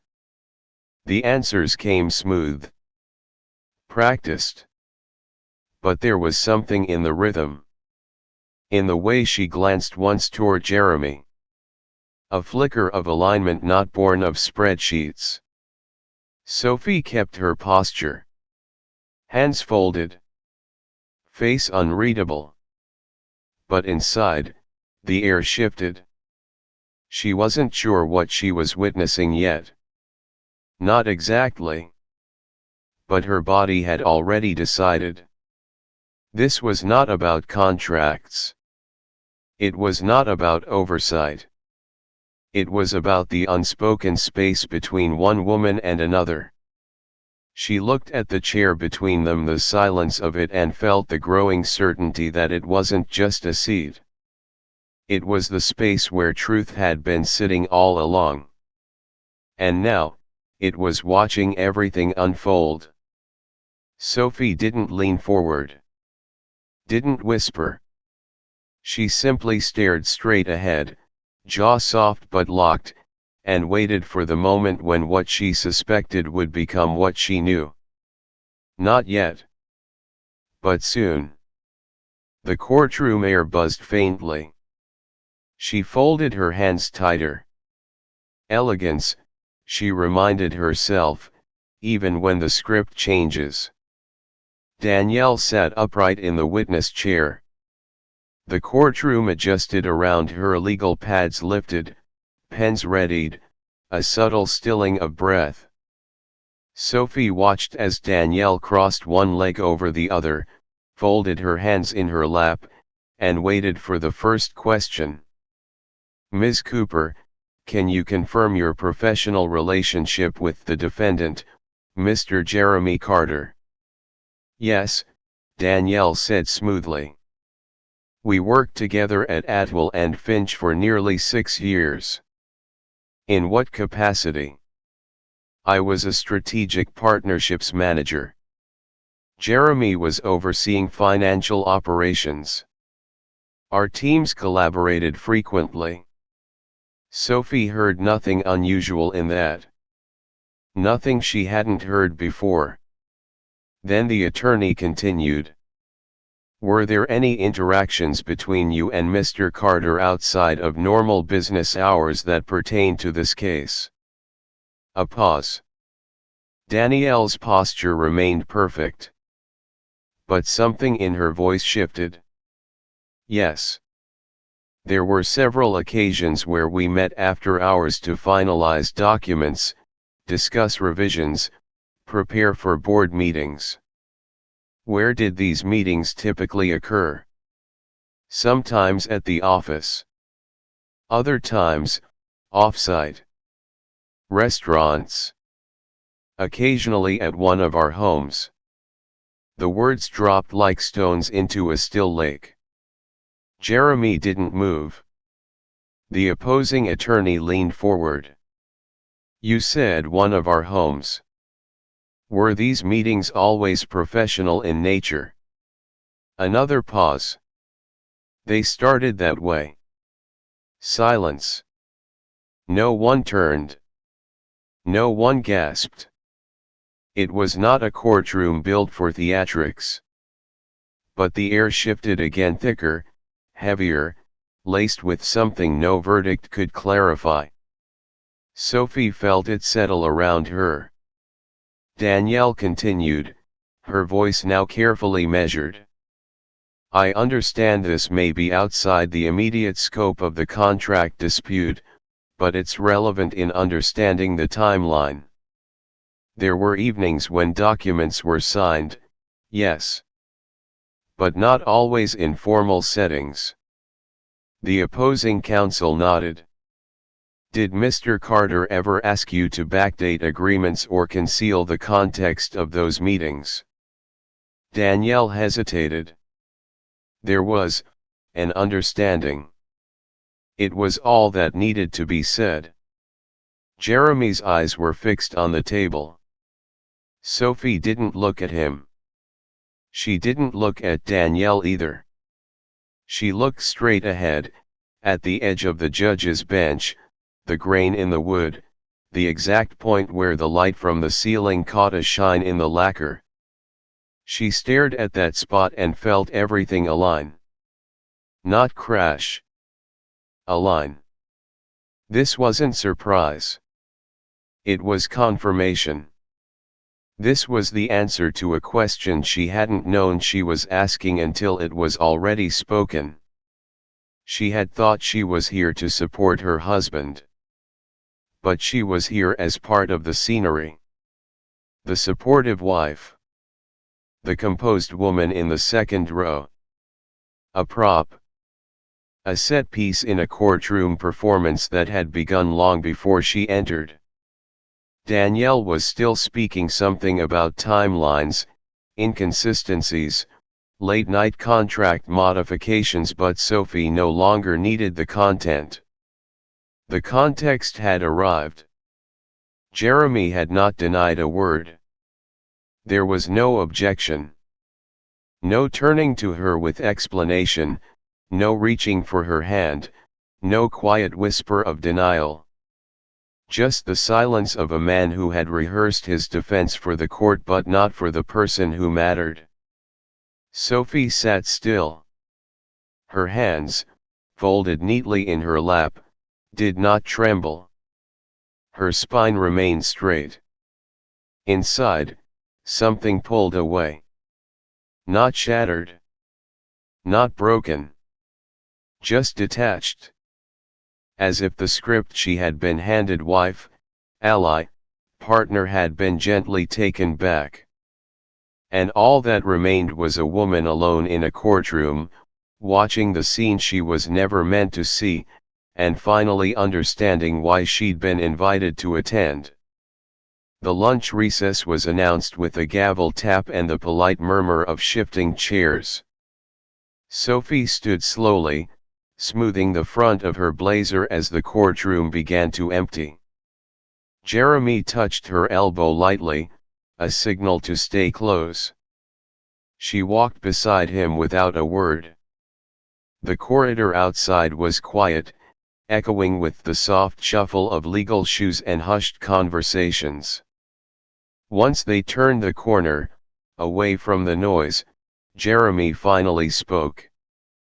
"Sophie, I can explain dash." She stopped. Turned to face him. Her voice was calm. "Even when you asked me to sit beside you, did you think I wouldn't know who I was sitting next to?" Jeremy blinked. He opened his mouth. Closed it. Looked away. She didn't wait for an answer. There was no version of this where his explanation would matter more than what had already been said under oath. She shifted her bag higher onto her shoulder. "I think you knew exactly what you were doing," she said, almost softly. "You just didn't think I'd notice." Jeremy's posture stiffened. He tried to reach for her arm again. She stepped back. Not dramatically. Just enough. She pulled her court-issued visitor badge from the lapel of her jacket. Removed it gently. Handed it to the security desk without looking back. "I won't be coming in this afternoon," she told the officer. Then to no one in particular, "I'm not needed." The air outside felt sharper than it had that morning. Brighter. Less forgiving. She stood on the courthouse steps for a moment, adjusting to the sunlight, the open sky. And then she walked away. Not quickly. Not dramatically. But with the quiet certainty of someone who had spent half a day listening to a version of their life collapse and had decided not to stand in the rubble for the second act. She didn't return that afternoon. She didn't answer Jeremy's messages. She didn't need a verdict to understand what had happened. Everything that mattered had already been said. And everything that hadn't, didn't need to be. 2 weeks later, Sophie submitted a short essay to a professional journal she occasionally contributed to, one focused on ethics and leadership across industries. The piece was titled "The Role You Didn't Audition For." She didn't mention the courtroom. She didn't name names. She didn't speak of betrayal or testimony or contracts signed outside business hours. Instead, she wrote about image. About how some women are invited into rooms, not for their insight, but for their presence. How partnership, in the wrong hands, can become performance. How silence, when staged, can strip someone of their voice. She wrote, "There is a difference between walking beside someone and being placed next to them. One is agency. The other is optics." The response surprised her. Emails from lawyers, nurses, editors, founders, women who had stood beside podiums, hospital beds, campaign stages, believing they were part of something only to realize they were being used as props in someone else's script. One woman wrote, "I've been standing next to my husband for 12 years in courtrooms. But not once has he asked me what I think." Another said, "Thank you for not writing a revenge piece. Thank you for writing truth." Sophie didn't respond to most of them. She didn't go on podcasts. She declined interview requests. She refused a panel on resilient women in leadership. She wasn't trying to be a symbol. She had just needed to say something true. At the end of her article, she included one final line. Sometimes, silence in court isn't about protection. It's about permission. She never elaborated. She didn't have to. The story spoke for itself, without affidavits or cross-examinations. It resonated not because of its drama, but because of its restraint. Sophie didn't destroy anyone. She just refused to play the part she hadn't chosen. She didn't win. But she reclaimed the only thing that mattered. Herself. And that was enough. Some women don't speak to win. They speak to reclaim. Not their marriages. But their voices. But in our final story, the silence doesn't linger. It's shattered. By a phone left in a hotel robe pocket. And a stranger who decides to return it. Next, we head to Santa Monica, where a forgotten call turns into a confrontation no one rehearsed.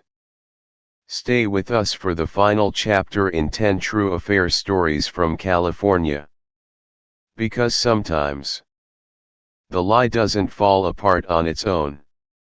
Someone hands it back to you. It wasn't a lipstick. It wasn't a message. It was a phone left behind in a hotel robe pocket. And the hotel didn't call him. They called her. She didn't search for the truth. It was hand-delivered. Unlocked. Lit up. Rachel from Santa Monica, the hotel called her, not him. Series, 10 True Affair Stories from California. The morning began like most others. Rachel, 33, barefoot in her kitchen, waited for the kettle to boil while scrolling through emails on her tablet. A quiet Tuesday. The kind of morning where nothing remarkable should happen. Then the phone rang. She picked up without checking the number. Hello. Hi, is this Mrs. Cross? The voice was professional, neutral, female. Yes, this is Rachel. I'm calling from the front desk at the Andorra Hotel in Santa Monica. We found a phone in room 518 this morning. The reservation was under Daniel Cross. We believe it may belong to your husband. Rachel blinked. The kettle clicked off. I see, she said, carefully. Daniel had told her he'd be in Malibu overnight shooting a sunrise editorial for a travel magazine. He hadn't mentioned staying in Santa Monica. He also hadn't said anything about using a hotel room under his full name. Was it left behind today? Yes, housekeeping found it in the robe pocket this morning. Still powered on. We normally reach out to the primary contact listed.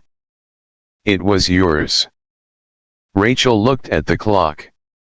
8:42 a.m. Thank you. I'll come by to pick it up. Of course. We'll hold it at the front desk under your name. She hung up. Poured her coffee. But didn't drink it. Instead, she stood there, cup in hand, trying to connect threads she didn't yet have. Daniel had two phones. His main line, always on him. And an old one, a second device he said he'd lost 6 months ago during a shoot in Seattle. Now it had turned up. Not in Seattle, but in a luxury hotel less than 30 minutes from their apartment. She didn't text him. Didn't ask where he was. Something told her not to. Instead, she changed into jeans and a jacket, tied her hair into a loose knot, and left the apartment without finishing her coffee. The drive to the Andorra was uneventful. Clear skies. Palm trees flicking shadows across the freeway. A coastal breeze that felt lighter than her chest. She parked and walked through the glass doors as if she belonged there. The lobby was polished, discreet, built for silence and transactions. The woman behind the desk smiled. "Mrs. Cross." "Yes. I believe you have something for me." The woman reached below the desk, retrieved a small black box with a hotel-branded card envelope taped to the top. "It was powered off by the time we retrieved it," she explained. "No damage." Rachel took the box. Nodded. "Thanks." She turned and walked out. No questions. No drama. Just a device. And a gut feeling that the screen, once lit, wouldn't lie. Rachel placed the box on the kitchen counter like it might still be warm. She didn't open it right away. She brewed fresh coffee, slower this time. As the machine hissed and sputtered, she watched the steam curl upward. She reached for her favorite mug, ceramic, hand-thrown, with a pale blue glaze, and poured. Then she opened the box. Inside, the phone sat nestled in a velvet-lined tray, like an artifact waiting to confess. It was Daniel's old iPhone. The one he said had slipped out of his bag in Seattle. "Lost," he'd said. "Replaced," he'd said. She plugged it into the charger. The screen flickered. The Apple logo blinked. Then a soft vibration. Then home. No passcode. No Face ID. It opened straight to the home screen. Rachel stared for a moment. Just the wallpaper alone told her enough. Daniel's face, close up, smiling. Bare chest.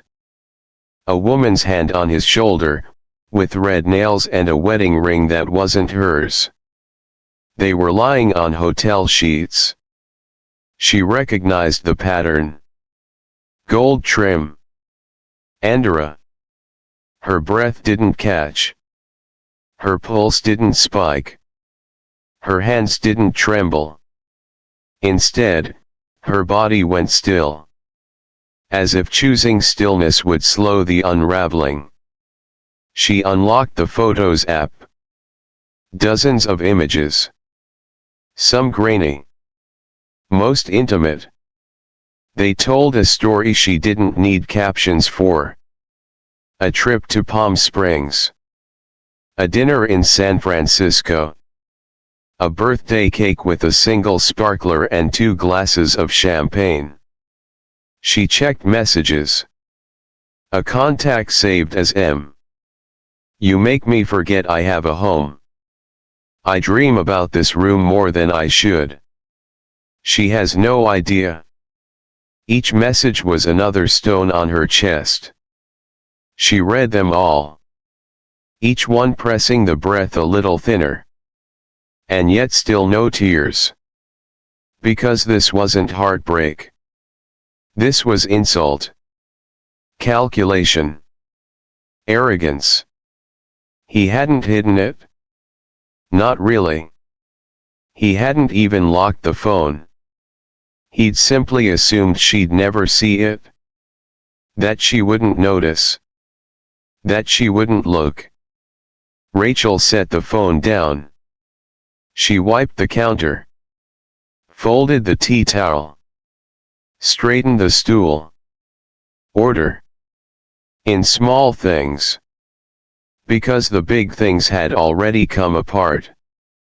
And still no text from him. She looked at the phone again. At the image on the lock screen. Two people smiling. And one woman staring into silence. Rachel reached for the hotel box. And began to repack it. Rachel wrapped the phone in the same velvet cloth it had arrived in. She placed it back in the black box, carefully, like returning something that didn't belong to her anymore. Then she tore a sheet from her notepad. No flourish. No signature. Just one line, written in pen. Someone left the truth behind. Don't worry, I found it. She folded the paper once, tucked it neatly into the lid. The next morning, she dressed deliberately. Black jeans. Crisp white blouse. Hair pulled back. No makeup, but lip balm. Intentional. Unreadable. She drove to the Andorra with the box on the passenger seat. The sun was already warm, but she kept the window cracked. Ocean air stirred her thoughts but didn't change their course. The lobby was quiet when she entered. Same polished floor. Same scent of eucalyptus and linen. The same woman stood behind the desk. "Good morning," Rachel said. The woman smiled. "Welcome back." Rachel held up the box.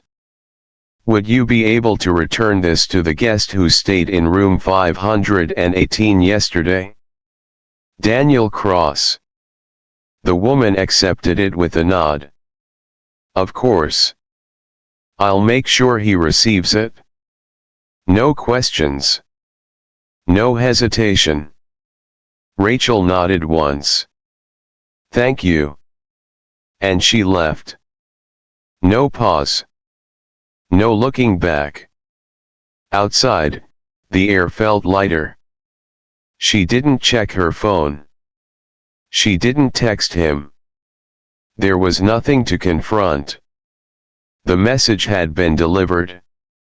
In the quietest, cleanest way she knew how. Not to provoke. Not to accuse. Just to return what was his. The truth. Undeniable. Undramatic. Unwelcome. And hers no longer. The first call came at 6:17 p.m. Rachel was making dinner, something simple. Sautéed spinach, rice, and roasted chicken. The phone lit up on the counter. Daniel. She didn't move. At 6:34, it rang again. Same name. Same photo. Same ringtone she'd stopped hearing months ago, even when it played. By 7:10, there had been 6 missed calls. At 7:18, a message. "We need to talk. Please." Rachel read it once. She set the phone face down. The rice was done. She fluffed it gently with a fork. Steam rose like an offering to no one. After she ate, she washed the dishes slowly. She wiped the counter twice. Rearranged the fruit bowl. Watered the small succulent by the window. She picked up the phone again. It was silent now. Resting. Still, she didn't reply. Instead, she walked to the bathroom. Turned on the shower. Hot water. High pressure. The kind that made your shoulders drop without asking. She undressed without rush. Stepped in. And stood there. Let the water strike her back, her neck, her scalp. It felt like rinsing off the last of a script she hadn't agreed to perform. The dialogue she never wrote. The second act betrayal. The curtain call that never came. There were no tears. No soap. No scrubbing. Just heat. And gravity.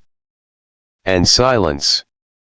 The kind of silence that comes not from pain but from understanding. Not from shock but from release. She stayed there until the steam clouded the mirror. Until her fingers wrinkled. Until she felt like herself again. When she stepped out, the phone was still there. Still face down. Still waiting. And she left it there. Rachel didn't tell anyone. Not really. She posted a single sentence on her personal profile buried between shared recipes and interior inspo photos. If you ever find what wasn't meant for you, don't return it with anger. Return it with clarity. No names. No context. Just clarity. Within an hour, there were comments. A row of heart emojis. Quiet affirmations. I needed this. This hit harder than I expected. And from a colleague she hadn't spoken to in years. Are you okay? Rachel didn't reply. Not out of avoidance. But because she didn't want to retell a story that had already ended. 2 days later, a former client reached out, someone she had helped with a boutique hotel design last year. I'm opening a new place. Coastal, quiet, kind of a healing space. Would you be interested in designing it? Rachel said yes. Not to run. Not to distract. But because building something new felt better than reviewing what had crumbled. She visited the space, an old, sun-bleached building with huge windows and creaky floors. She stood in the center of it and imagined warm light, terracotta tiles, quiet corners. Places to exhale. She didn't tell the owner what she'd just walked away from. She didn't tell anyone. But it lived in her work. In the palette she chose.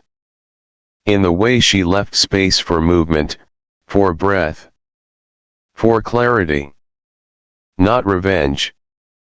Not erasure. Just a clean line between then and now. Not a victory. Not a loss. Just peace. And sometimes, that's the best ending there is. We began with a lipstick. A hotel receipt. A second phone that never rang at home. 10 stories across California. From San Diego to Santa Monica. Of women who didn't always scream. But always heard the silence. But California isn't the only place. Where loyalty gets rewritten. And where the truth wears someone else's perfume. Now, we're headed east. To rainy porches. Quiet neighborhoods. And hotel lobbies that tell louder stories than text messages ever could.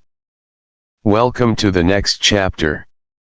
10 true affair stories from New York. Because no matter the state, betrayal travels well.